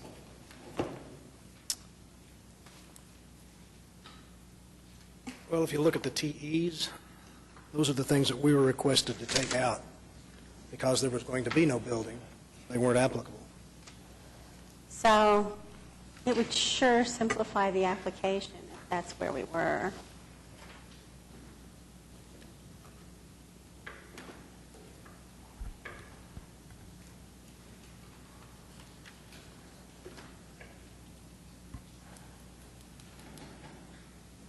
Have you read the TEs? I've only read what Mr. Wilson sent me, which was the modifications to the master statement, quite frankly. You might want to read the TEs. Generally, Clearly. we request that the applicant agree to them. Agreed. Well, You then want I'd to request a continue the matter, continuance to or- 2 weeks so that we can Okay. further review TAEs and work with Okay. staff in regards to that. Okay.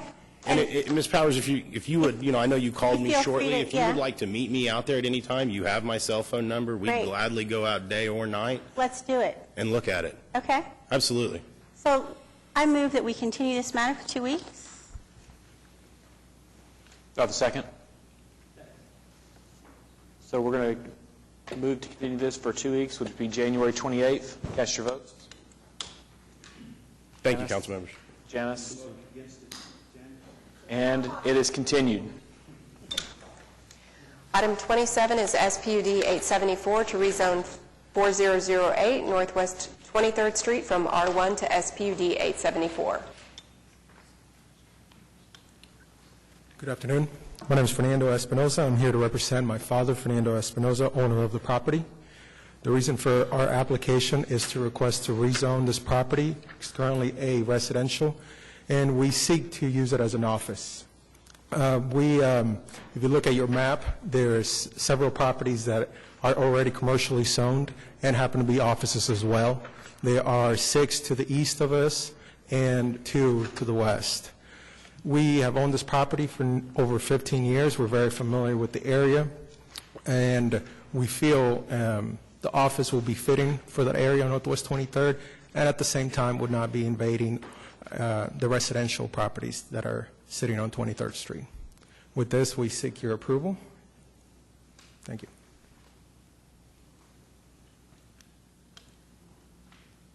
There's no one signed up, Commissioners. Discussion? Second. Motion and approval. Motion and a second to approve. Cast your votes. And you're approved. Thank you, Council. Items 28, 29, and 30 were continued. Item 31 is ABC 848 for an ABC 1 overlay of PUD 47 located at 5900 West Memorial Road. Is the applicant here on item 31?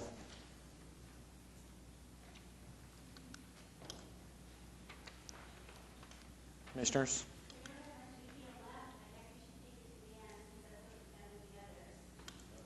I'll take that motion.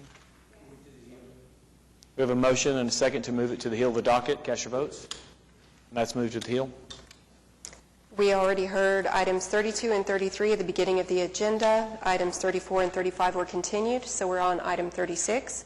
PUD 1602 to rezone 11928 Travelers Place from RA, C4, and AA to PUD 1602. I'm so sorry, a gentleman just left here that I think may think we just approved doesn't matter. Somebody want to step into the hall and see if that's true? I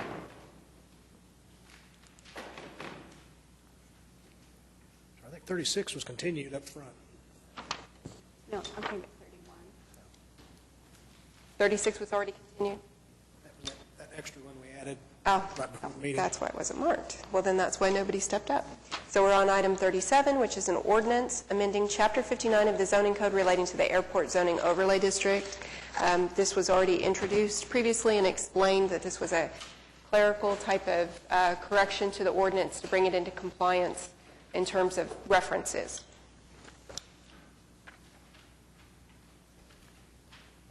Commissioners? Motion and a second to approve. Item 37, cast your votes. And that's approved. And item 38 is an item to be introduced and set for final hearing. This is a resolution determining the proposed Court-Ashore Reinvestment Area increment districts and project plan to be in conformance with the comprehensive plan and to recommend approval to the City Council. So it would be set for final hearing on January 28th. I move this matter be set for final hearing on January 28th. I have a motion and a second to set for final hearing on January 28th. Catch your votes. And that's set. And similarly, item 39 is also to introduce and set for final hearing on January 28th the resolution determining the proposed amended and restated downtown maps and economic development project plan to be in conformance with the comprehensive plan and recommend approval to council. I move this item also be set for hearing on January 28th. Motion and second to introduce or to set for hearing on January 28th. Cast your votes. And that is set. You want to do 47 and then cases? Okay. So cases 40 through 46 have already been voted upon. Item number 47 is an ordinance for public hearing to provide a recommendation to City Council on the adoption of proposed development impact fees and to adopt a resolution repealing Planning Commission's resolution requiring traffic impact analyses. We have several staff members that are available, should be available, they're not here right now, to explain this. We did an extensive presentation when this item was introduced explaining development impact fees and the scope of the project. One of the things I might mention up front, too, is that we had a collaborative development team that's been working on this for many years. The discussions with the city and developers have actually gone back more than a decade. We have revisited this in 2014. After state legislation was passed in 2011, regulating how cities administer impact fees. When we re-engaged with developer groups, we developed a team of residential developers and non-residential developers to help us draft something that could be acceptable to both groups. Came up with a proposed ordinance and ran through several different meetings, inviting people to attend through the summer of 2014 and the summer of 2015. The proposed development impact fees have been reviewed by stakeholder groups, Planning Commission, and have had Urban Development Committee meetings recently where we received some feedback from these different groups about things of the draft ordinance that they may or may not fully support. I think that you've received some information about that today in your packet. We also have a short presentation. Angie, if you might just call that up because Jeff Butler hasn't made it over yet. We wanted to just go through a few points of this presentation to remind people in the audience that weren't able to see the complete presentation at the introduction about development impact fees. And we also have several city staff members that will come in and hopefully answer questions from the Public Works Department, Parks Department, and Municipal Counselor's Office. And I'll start with the development impact fees overview. This is establishing impact fees for both streets and parks for new development that goes forward. These impact fees are just one-time charges when the development comes in to construct the project at the building permit stage, and it is to offset the cost of developing infrastructure to keep up with the impact that those developments create. These ensure that adequate public facilities will be constructed as growth occurs. Could you move to the next slide, please? And there are several benefits, and there are obvious other drawbacks to impact fees, including that we are sharing costs now. But overall, the benefits are to help ensure that our existing levels of service in the city are not impacted by growth that we cannot keep up with. We also can distribute these fees across the municipality and share the cost with private developers so that we can provide that service in a timely manner, whereas if the city had to fund the impact fees on its own, it would have to be done through a general obligation bond, which may not realize the projects for many years. It diversifies the revenue base to allow our use of those GO bond dollars to be placed more to enhance and maintain the existing roads so that new infrastructure costs can be shared by both private and public sectors. And again, the last one-in scenario is what we deal with right now, where as development occurs, that last home builder that puts a subdivision on an intersection might trip the trigger that then requires intersection improvements or street widenings and bearing the cost of those improvements on their own. We did a lot of research of other cities and municipalities around the country in our specific region and close to us to see what the best practices were for impact fees. We realized that through that research, there's really no one-size-fits-all best practice model, but we asked what the best parts of their impact fees ordinance were, and we tried to draft something specific to Oklahoma City and our needs. We've also asked what other cities were charging to see where we would stand and what would be acceptable to our development sector. As you can see highlighted in the two bands below, the current Oklahoma City fee is at the bottom of the list of all of the different groups that we surveyed, and then the proposed impact fee gets us about halfway down the list. If you would look at an example project for single-family residential of 2,000 square feet, the proposed fee right now for impact fees would put us a little bit above Edmond, but still following below Norman and Fort Worth, peer cities. Other comparisons that we did is for non-residential development. So again, this is an analysis across the country. Oklahoma City's current fees are at the bottom of the list, and the proposed fees it's a little bit halfway down the average. California's fees are completely different. We didn't want to even factor them in to what the average national impact fees would be. So on the highlighted list, you can see that of the national average, the different types of impact fees for retail, office, industrial, and on average would be about $5,000. Oklahoma City's proposed fees would be about $1,400 for a 1,000 square foot non-residential property. For parks and trails fees, the summary of our proposal, which we outlined in detail last time, is that for parks fees, this would only apply to residential development. We have agreed to phase this in over a 2-year period, and we have provided for some partial exemptions for subdivisions that would build their own local parks that meet the standards that the city would go in and build those local parks to. The partial exemptions are also available if a subdivision is located within proximity or within a service area to an existing park. And we've also put a provision in there to be able to adjust those fees annually based on the changes in construction costs based on a construction cost index. So the total fee for parks and trails would be 37 cents a square foot, and there would be partial local park exemptions up to 14 cents a square foot for those developments that qualify. Transportation impact fees. These impact fees would be distributed across the city. This map shows that there are two ways that the fees would be distributed. The colored areas are the assessment areas. So this would be for different rates based on how much charge that you would want to make based on the trips that would be generated by new development and capacity in those areas.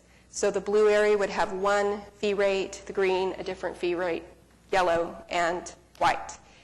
The small boxes that you see outlined in the bold black lines would be called the benefit areas. By state statute, you have to have a correlation between the benefit that the developer receives and the city receives. So what these smaller areas define is that benefit area where the fee would be collected, the fee would be spent. So there is a direct benefit and offset to the development that's happening in that area. This shows how fees would be generated based on the demand to the infrastructure system, so that developments that are generating a high number of trips to the roadway network would have a different calculation rate than developments that are generating a very low number of trips within the system. And we also discovered that of several different types of uses that do generate a high number of trips, if you do just a basic formula of calculation, that equates to a fee that is really unreasonable. What we did is we worked with developers on doing some pro forma analyses to try to figure out where a cap should be placed so that it doesn't exceed something unreasonable to them. We came up with some proposed caps for different categories, and in other categories felt like these fees were doable. So this is a complete table showing all of the square foot development fees by the different land use category types. So the summary is that the fee rates fall into those 4 assessment areas across the city, 14 benefit areas in which the fees should be spent.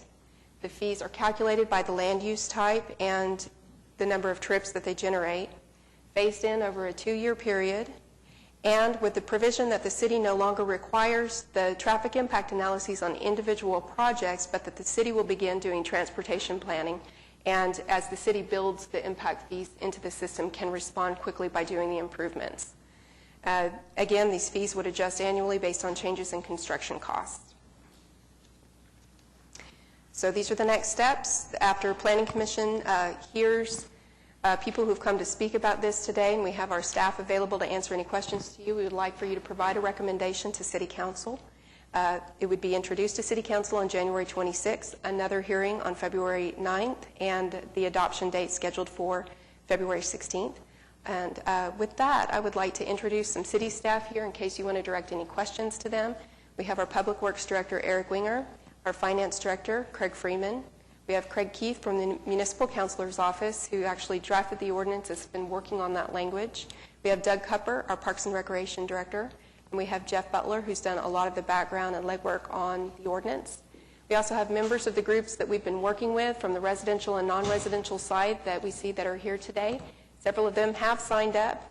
With that, I would like to hand it off to Craig Keith to give a little introduction about the process that we've gone through, and then maybe we can hear from some of our people who've signed up.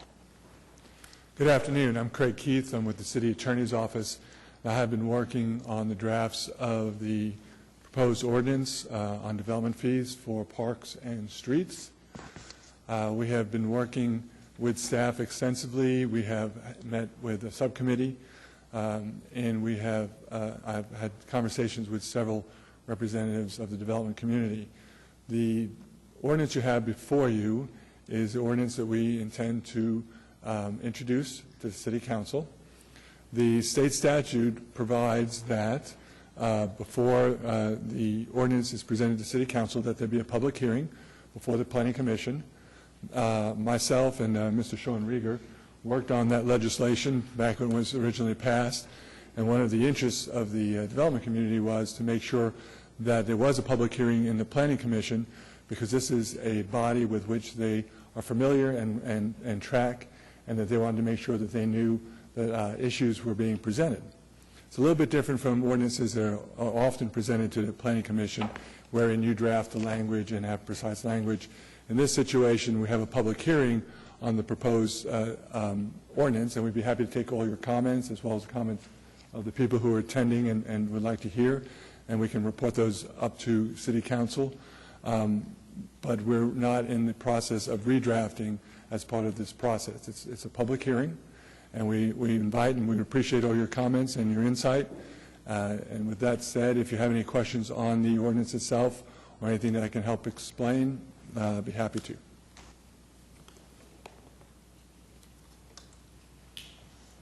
Okay, I have 4 people that are signed up to speak. I think let's start with Sean Rieger.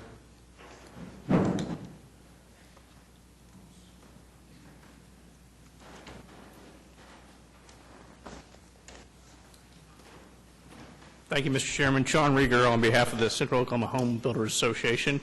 And if it would be all right, I'd like to pass out one piece of paper for everybody to look at while I talk through this, please.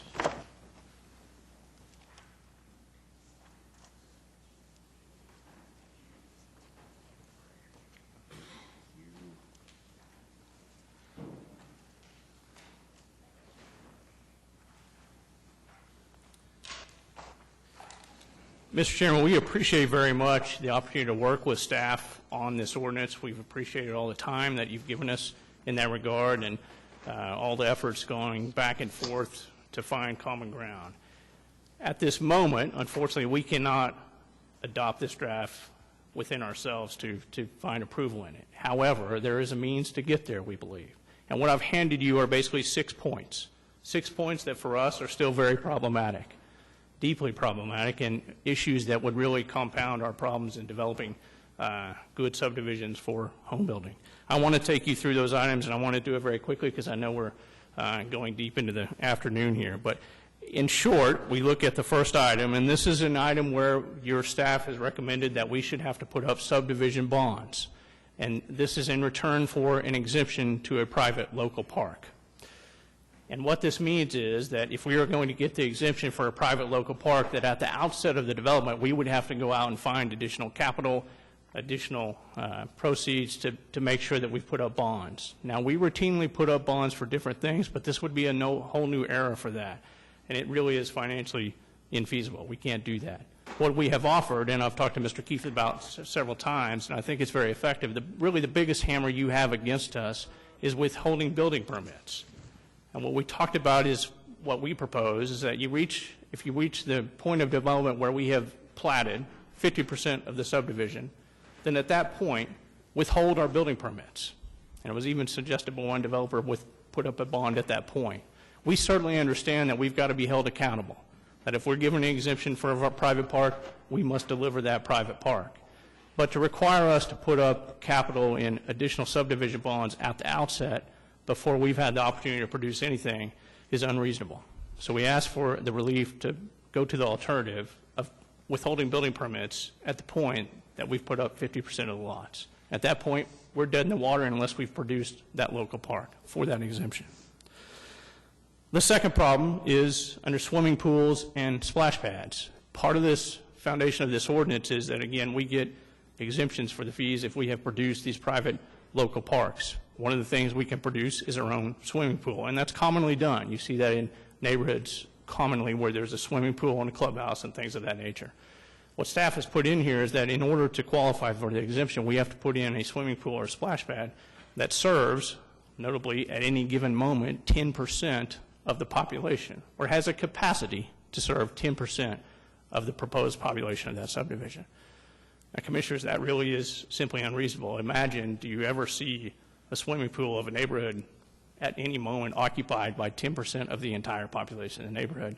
We think it's excessive. It puts us into an era of health department regulations and other issues that we can't accommodate. And so it makes that particular provision inaccessible to us. We want it to be accessible because it's a commonality to put a swimming pool into the neighborhood.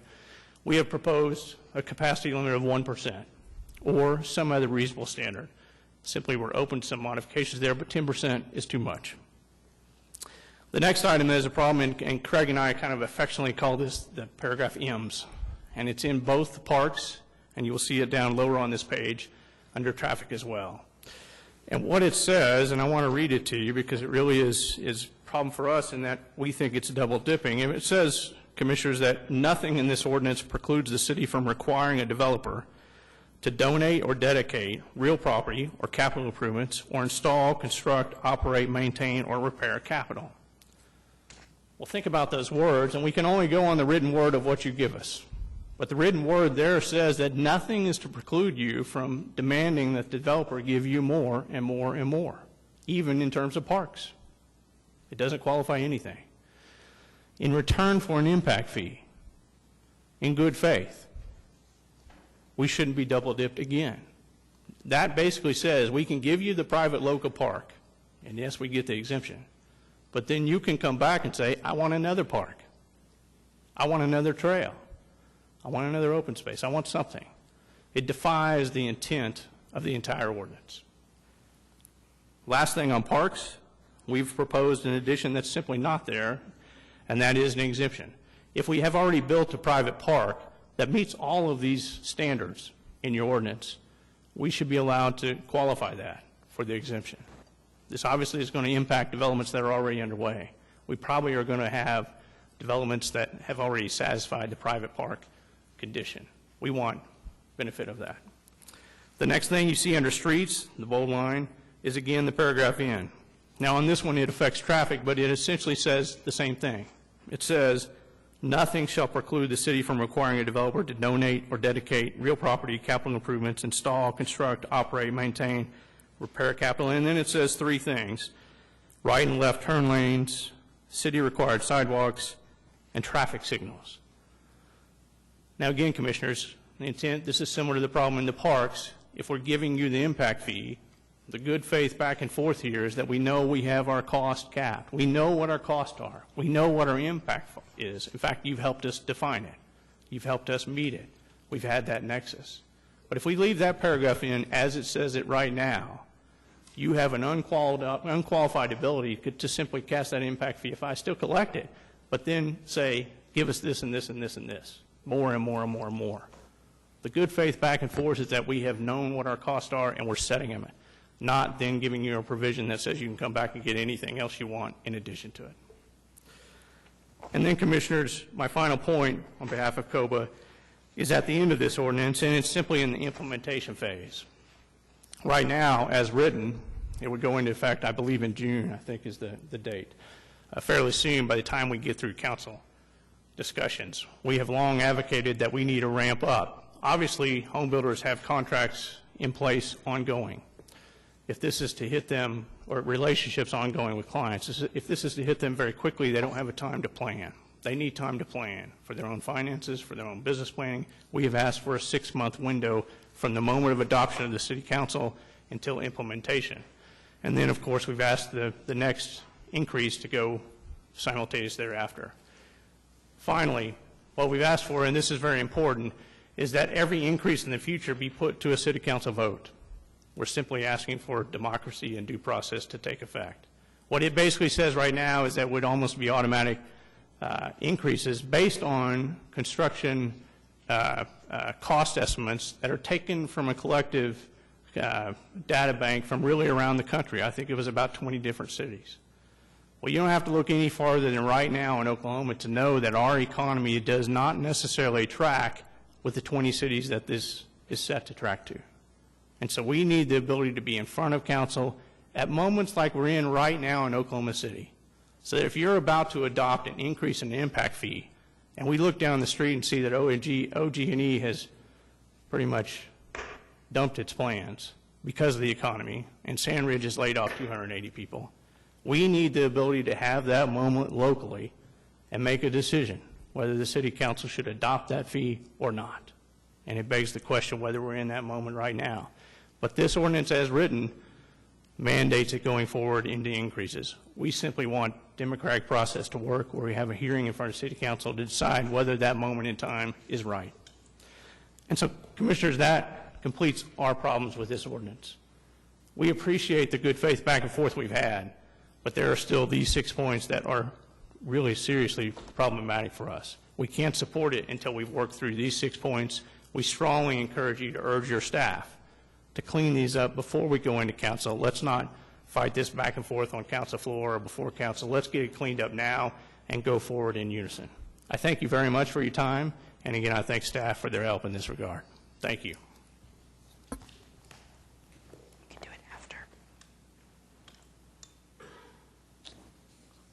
Our next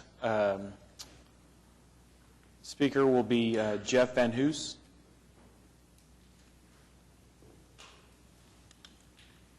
Mr. Keith, I'll ask you to respond after, if that would be okay.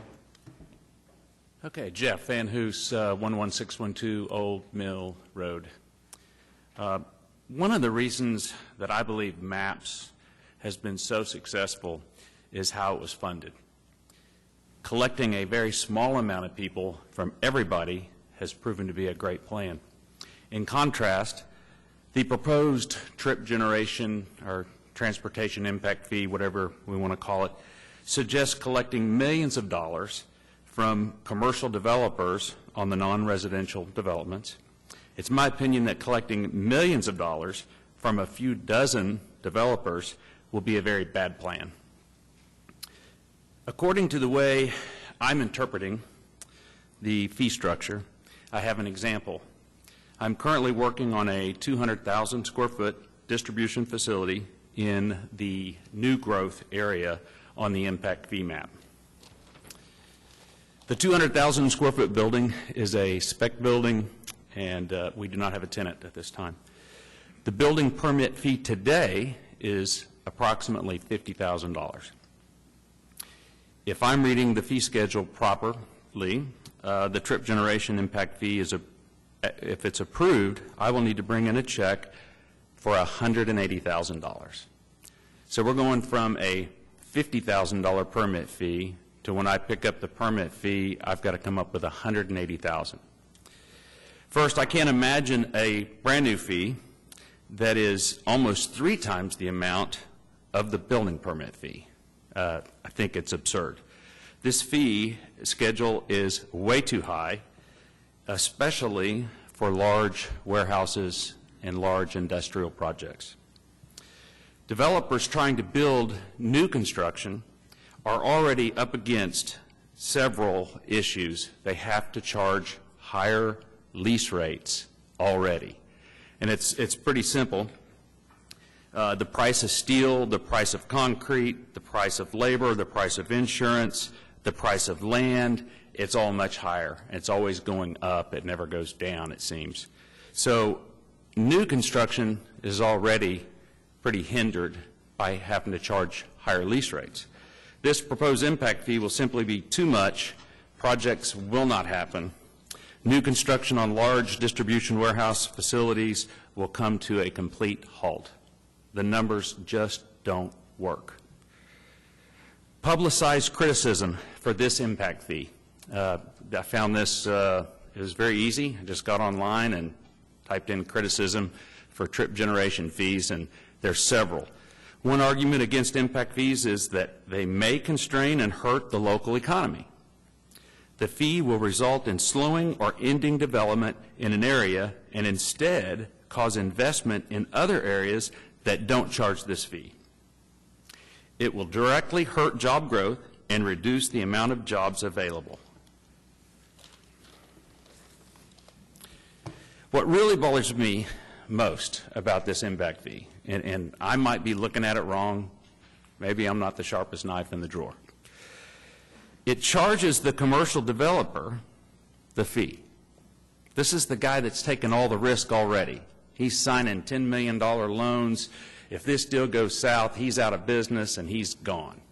So the developer's taking all the risk. So it charges the developer, and the developer has to pass it on to the new tenant that we're trying to attract to Oklahoma City. So the new guy in town pays for all of it, and everybody else gets to use the improvements for free.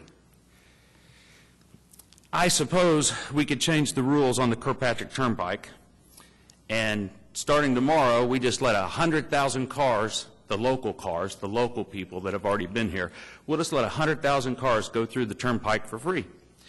And then when that one guy comes through and we recognize that he's new, we pull him over and say, hey, you're new in town. You're going to pay for the 100,000 that just came through for free. We need a $100,000 check. So we need to come up with a plan that charges the people that are using the road.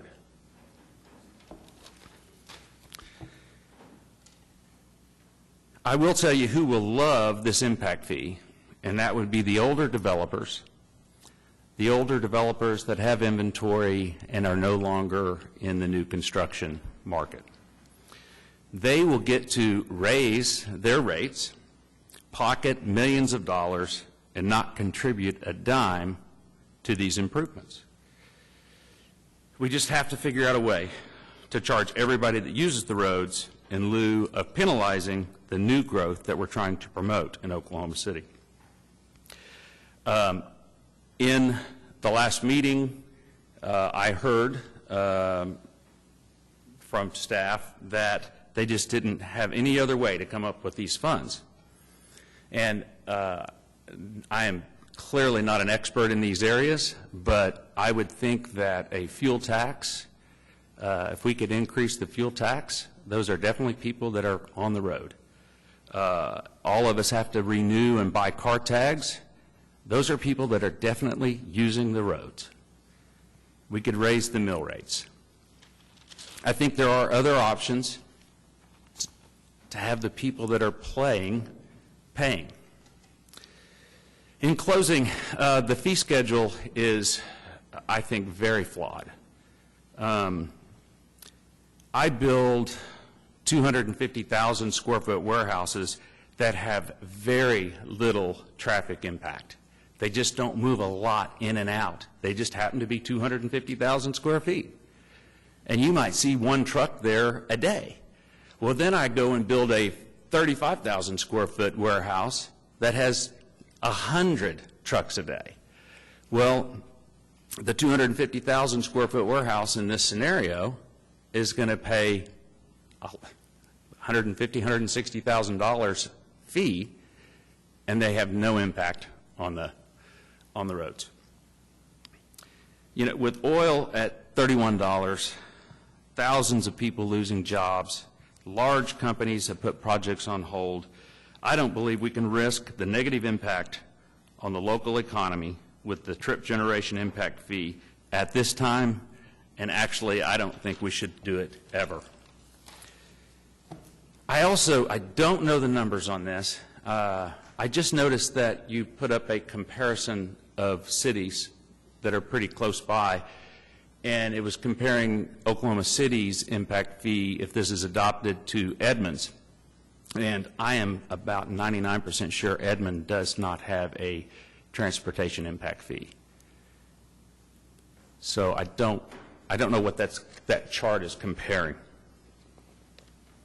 I also believe, I don't know the statistics on this, but I believe for every one city that is doing a trip generation transportation impact fee, there's probably 10,000 cities that aren't, and for good reason.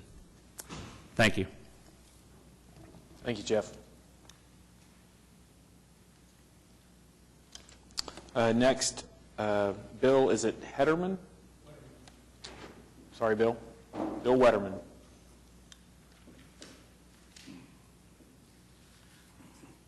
Bill Wetterman with Medallion Development Group, 3109 Hickory Stick. There's numerous issues and concerns that I have with the way this ordinance is written. The primary one, and this page was left off the presentation, there's two tests. There's legal nexus that the ordinance has to meet. And I believe from the commercial standpoint that it fails on 3 points. And I'll read what the nexus is. Impact fees may be no more than the government's infrastructure costs, which are reasonably attributable to the new development. And the development required to pay the fee must derive some benefit from the use of the fees collected.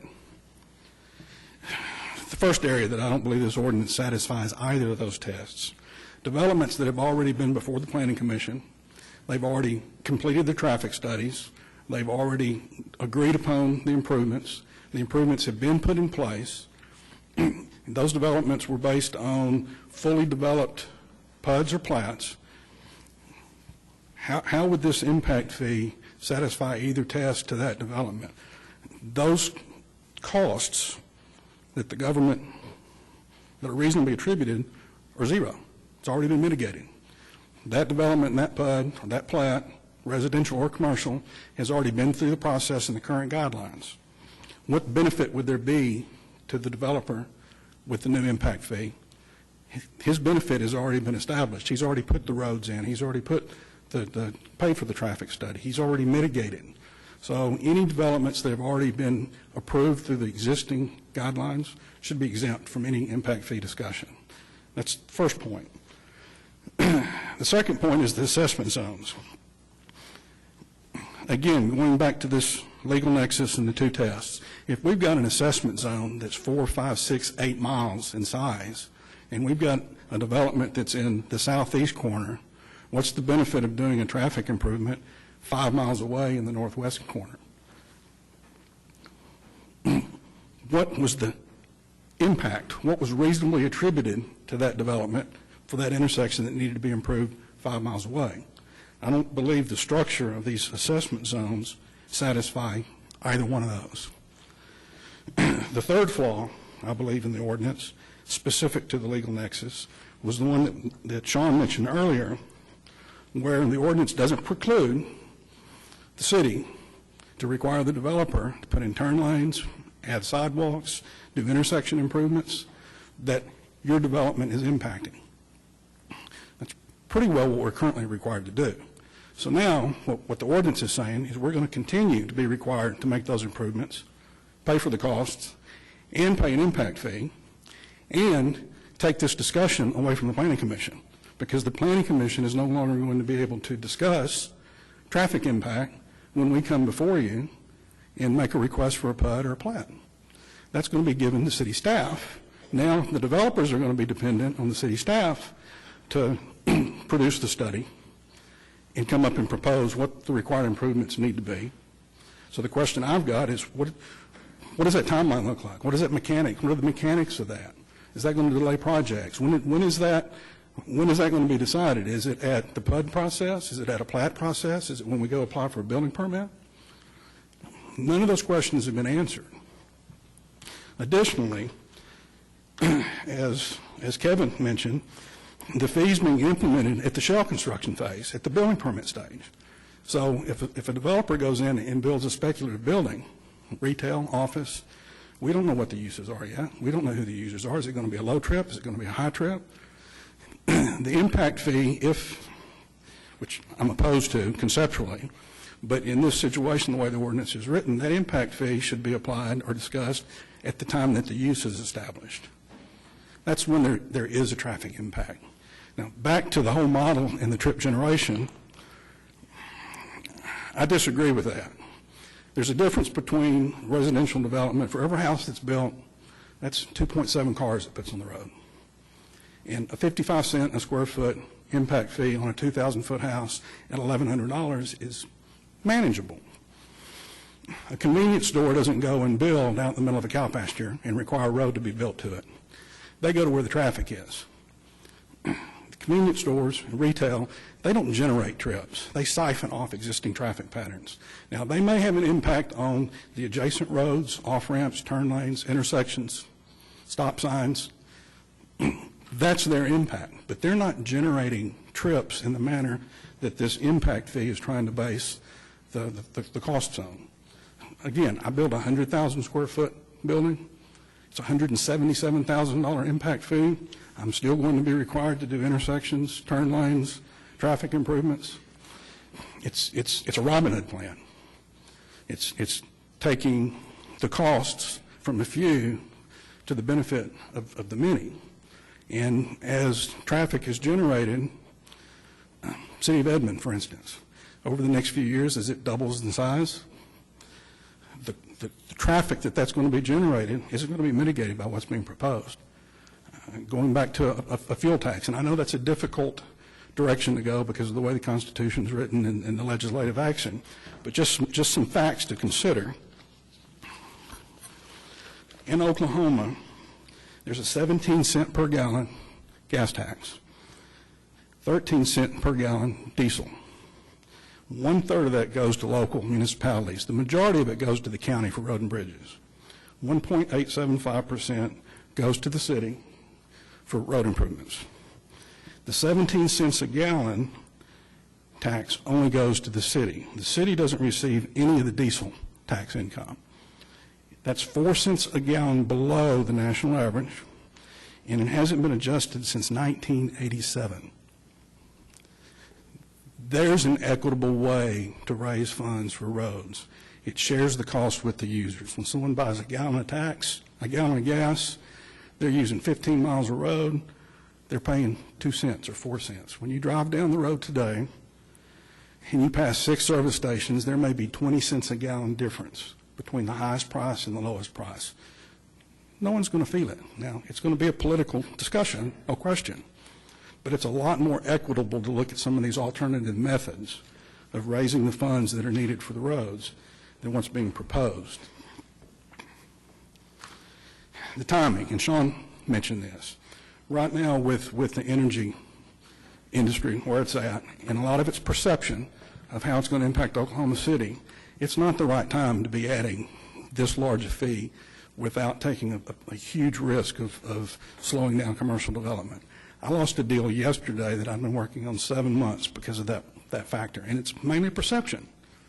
But the perception was that the economy in Oklahoma City is just too unstable right now with what's going to happen with the price of oil, and they passed. And the impact fee and the construction cost was part of that discussion. With the national retailers and the regional retailers that Oklahoma City wants so they can capture the sales tax, for every city that they're considering for expansion, let me reverse that. For every store that they can potentially open in the upcoming months, they may have 3 times, 4 times that many cities to consider. So when they're going through their due diligence and they're comparing Oklahoma City to comparable cities across the country, they're checking off boxes. They don't pay impact fees. I'm involved in the Chisholm Creek development. If we were to bring Cabela's to town today under this proposed ordinance, they wouldn't pay it. They would exclude the impact fee. They either would not do the deal and they'd go somewhere else, or we'd have to pay the impact fee out of our pocket for them, which in effect is a taking of the value of our property. So that would be, you just reduce the value of our property by this impact fee. Or we pass on getting the retailer that the city would want for the sales tax benefit. Now, the commercial community, there's 2 or 3 different camps. And as Aubrey's represented, I don't believe that there's been as much agreement with the commercial developers as was stated. There's a group of developers that concentrate in the downtown core area. They just look at this as a pass-through. They're going to get a TIF fund. They're going to get other subsidies to make their deals pencil.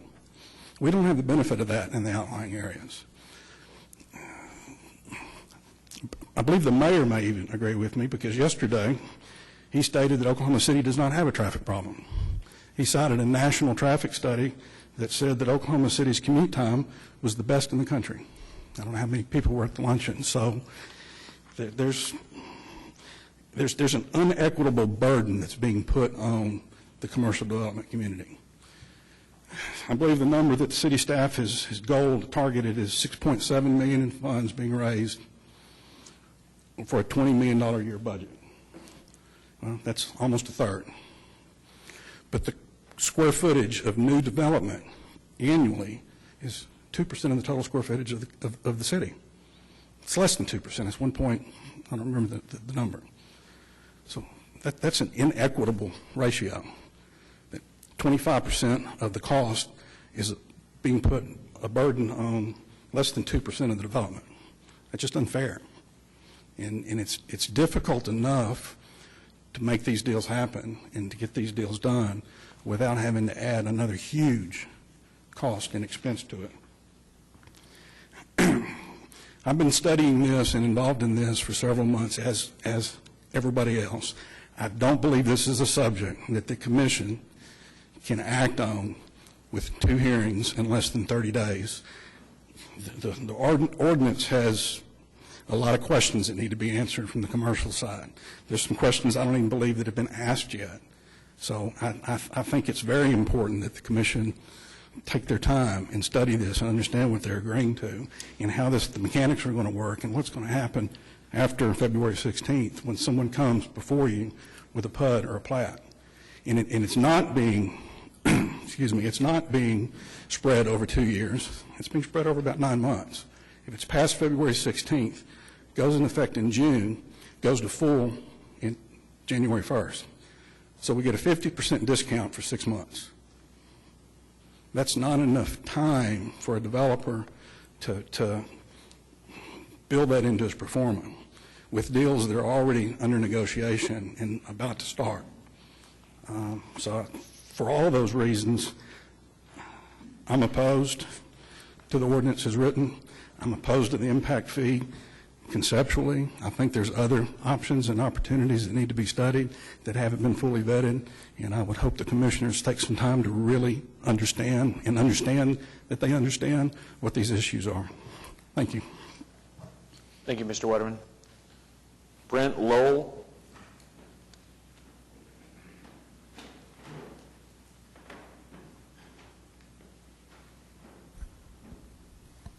Good afternoon. Brent Lowell at 6901 Northwest 63rd. Before I start, Nick Gale said to let you all know that he's taking a nap right now.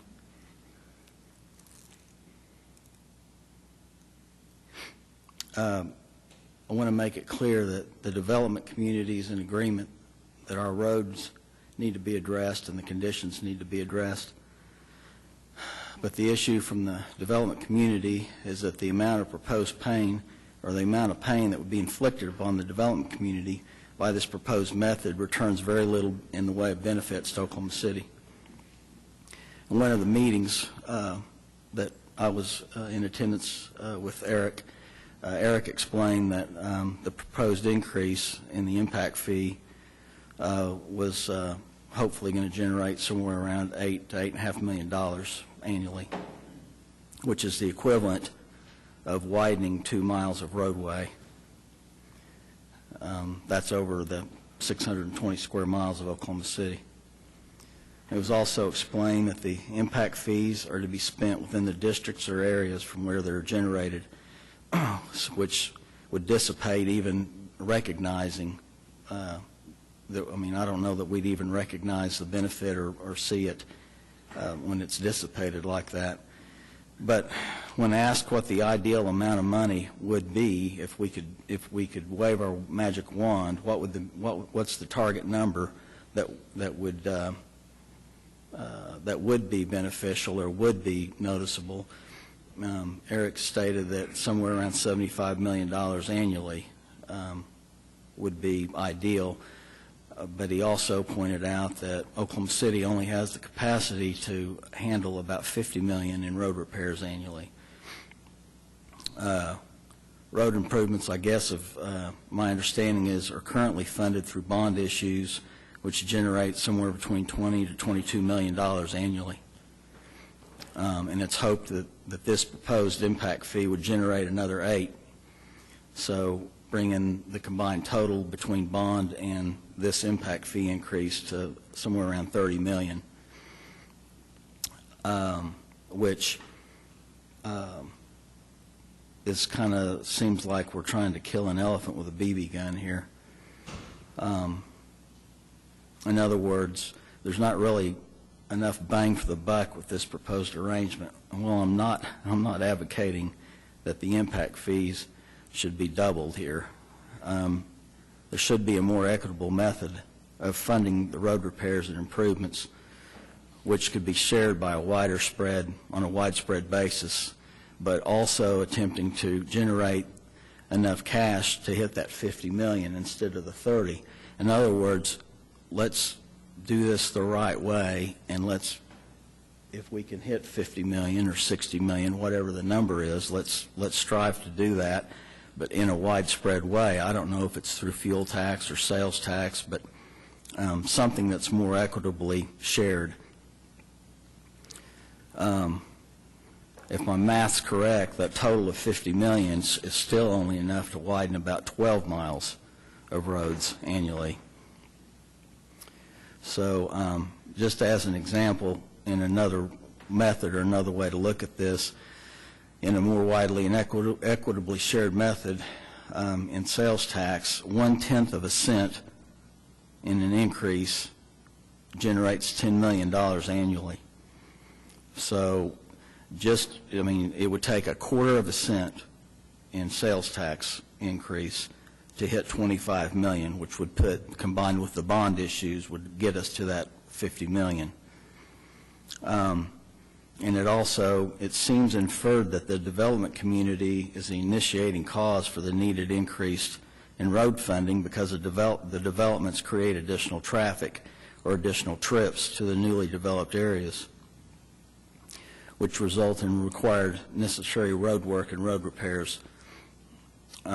I know you guys already know this, but I've just got to state that it's got to be recognized that the developers are the ones that go out and take the risk for the development and make the investments in putting up the facilities that hopefully end up housing entities and businesses that generate sales tax for us. Again, we're in agreement that the roads and the streets need to be maintained, and they do need attention, but we don't feel the answer is to put the funding monkey squarely on the backs of the development community. A more equitable method should be sought. And just one closing thought here. In comparing us to other municipalities, I'm not schooled in those areas, but I would just want to know or be cautioned that comparison to other municipalities may not necessarily be an apples-to-apples comparison, as all municipalities do not necessarily have the same overall revenue structure. So they may have different sources of revenue, or we may have sources of revenue that they don't necessarily have. And that's what I've got to say. Thank you all. Thank you for your time, sir. Craig.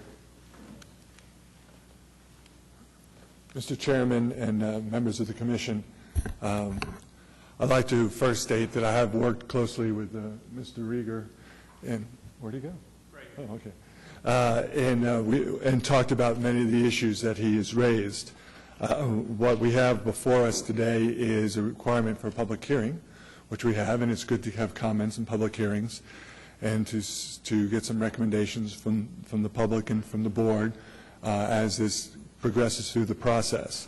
I would like to note that some of the issues raised by Mr. Rieger and some of the other speakers have not been adopted into the ordinance that's before you, and that will be initially presented to City Council for a couple of reasons. First of all is we're trying not to generate multiple new drafts. It gets too confusing when we continue to draft new language and slide people additional copies.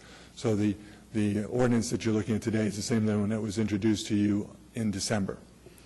The other is that although some of the developers and Mr. Rieger present some issues, those issues we believe have some very important embedded policy decisions. And we look forward to working with Mr. Rieger to see if we can find language that might address both of them. But first we need a policy decision. And so we need the ordinance to be presented to council and have council say, this is what staff recommends, and if council should direct us to address and change language as requested, then we will draft that language. But there are some embedded policy issues, and for those reasons, we defer to the City Council on making those decisions and giving us direction. I'd be happy to answer any questions. Commissioners?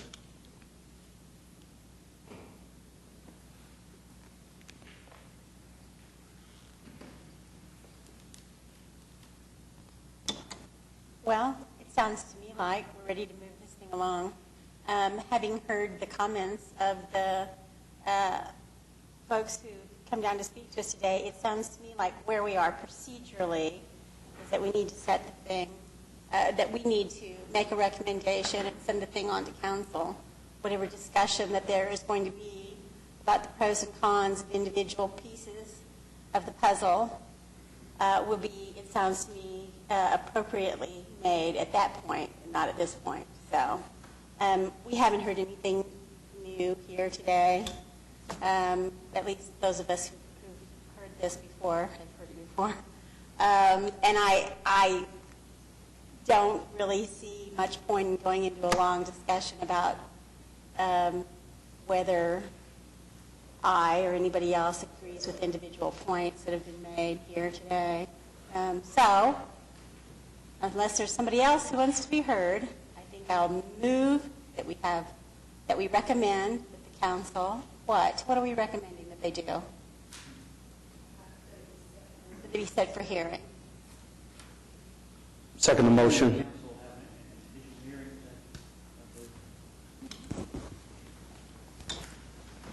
Sorry, Yes. yes, council will have 3 separate opportunities for public comment.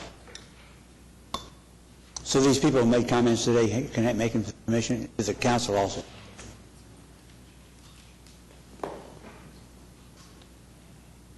We have a motion and a second, which is to, go ahead, Jeff. Also, on the staff report, there's also a repeal of the TIA. Does that need to be included in the motion? Oh, okay.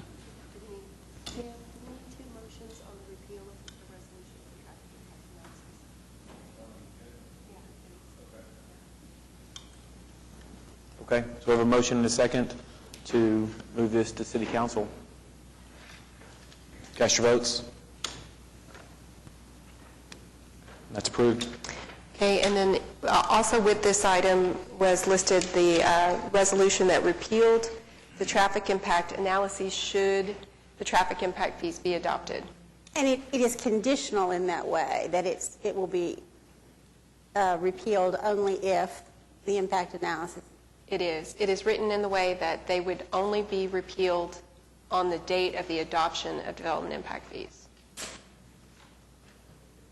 Then I'll make that motion. We have a motion and a second. Cast your votes. And that is approved. We have 3 other items we moved to the heel of the docket. I'm not sure if the applicants made it back into the meeting yet, but we'll call them for item 8, which was SPUD 850.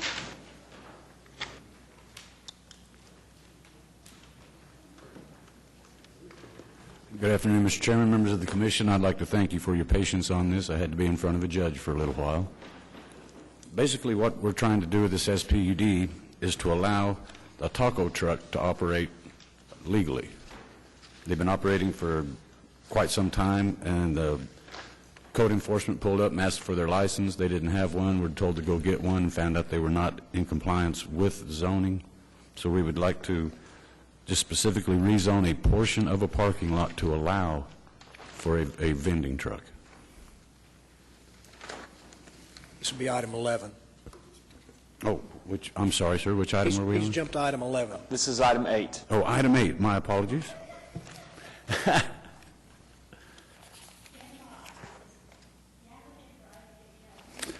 That would not be me. I'll step down and let item 8 come up. Sorry. It doesn't look like item 8 has anyone here, so the next item would be yours. Item 8, we've been working with this applicant for some time. He's had numerous violations on the property, not only zoning, but building code violations. We're working to try and get cleaned up. So I think it would be a good idea to go ahead and vote on it and move it on. What are you recommending that we do? It's recommended for approval that we go ahead and vote on it and move it on. We've had a hard time getting him to participate in this process, but it really needs to get, numerous little houses have been built in this industrial zone over the years. He's got some building code violations he needs to get cleaned up. The first step is zoning, so he can move forward to get the building code violations cleaned up. And you think we ought to approve it even though we can't get him to show up? I mean, that's your recommendation. He hasn't shown up. He hasn't really participated in any of this yet except to file the application.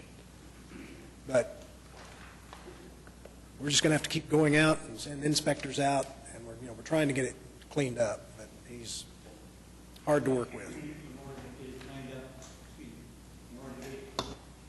In order to get it cleaned up, do we have to turn it down today?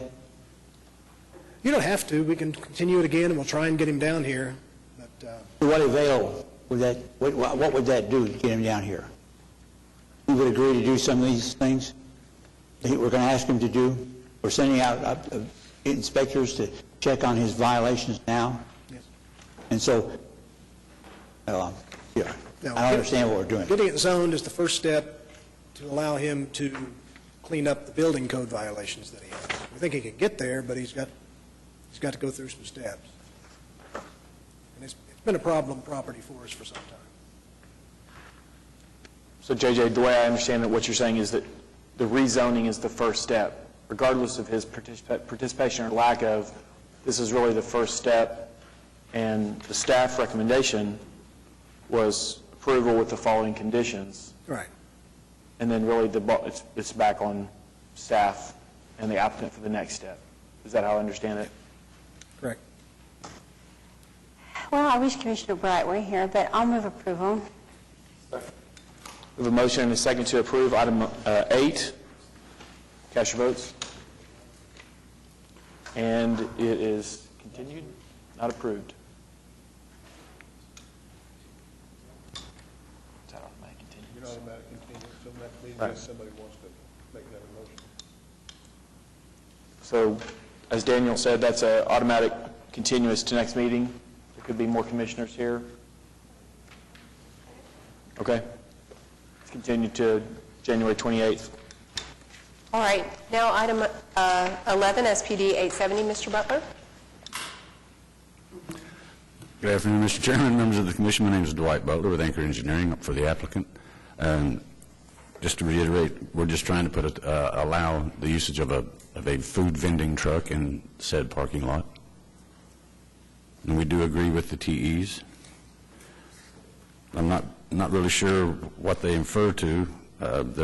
We don't plan on doing any improvements on the property. He just pulls up, parks, sells tacos, and drives off.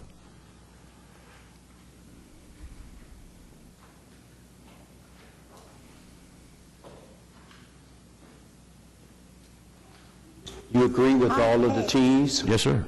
This is really an odd thing that we're rezoning a piece of property to allow this mobile vehicle to operate on it. That's Yes. strange. He was told that he had to get a license, and he went to the 8th floor to get his license, and they said he didn't meet the zoning. So I stand before you today to get the zoning as worked through with staff, the least amount of commercial required to allow this to happen.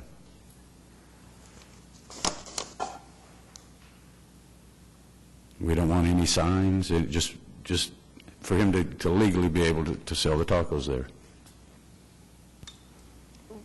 Maybe Development Services could explain why the rezoning was required versus just the license. Is it because it's on private property and the private property doesn't allow that use? Yeah, when a taco truck's on the street, it's just a street peddler. They keep moving, they stop, make a sale, keep moving. If they park on private property, it's considered outdoor sales, and you have to have the proper zoning for outdoor sales. C3 doesn't allow that. Excuse me, they can rezone just part of the parking lot? Make that, I'm sorry. they can rezone just part of the parking lot then? They're just going to rezone the portion of the parking lot where the trucks will be parked. JJ, is this similar to like a big truck taco that goes and parks at 122nd and Rockwell in the Family Video Center? I mean, they're required for to do the same thing? I guess I'm a little confused. Yes, if they pull on private property, then they're considered an outdoor seller and should have appropriate zoning. Okay, because I mean, I'll be Stay honest. on the street, it's different. I see that all over the city. I mean, I'm probably an offender by going and purchasing their goods. But I mean, I do. I mean, the Saucy Sicilian. I mean, all these Junction Coffee, all these other places that do that. I'm just curious. This is an odd application to me because most of those are on private property. And they may be zoned property, but I'd hate to think how many of them are not legal. So we actually have an applicant coming to us trying to be legal. Correct. Just wanted clarification. Well, I know that Commissioner Bright is a big believer in the urban world, so I'm going to move for approval. Second motion. We have a motion and a second to approve item 11. Cast your votes. And that's approved. Thank you very much. And on another note, may I please ask if item 7 was in fact approved in the consent docket? Yes. All right, thank you very much. And then I'm sorry. I'm sorry, I was going to ask comment. Lance, if he was able to catch this gentleman before he slipped away? No, he's already gone. I'll move, I'm sorry, go ahead. Do what you need to do. Do we want to ask if anybody's here on item 31? Doesn't appear anybody is left to discuss item 31 that we moved to the heel of the docket. This would be the ABC one. This is an application for ABC 1 and a restaurant. The applicant requested it be put towards the heel of the docket because he was afraid he couldn't be here. So I guess he couldn't make it. After we moved this to the heel of the docket, a gentleman stood up back in the back and bowed to us as though we had done him a big favor. I mean, I think we had done something good for him, and left. And I'm guessing that he thinks that we approved this. That would have been him. And so the question is, should we just go ahead and approve it, or should we pass it for 2 weeks and make him come back down here? I don't have any problem with the application itself. I guess it depends on Commissioner Ryan and what he'd like to do. Then I move that we continue this case to the next docket. Do I have a second? We have a motion and a second to continue this to January 28th. Cast your votes. And that is continued. Lance, you or JJ will get in contact. Thank you.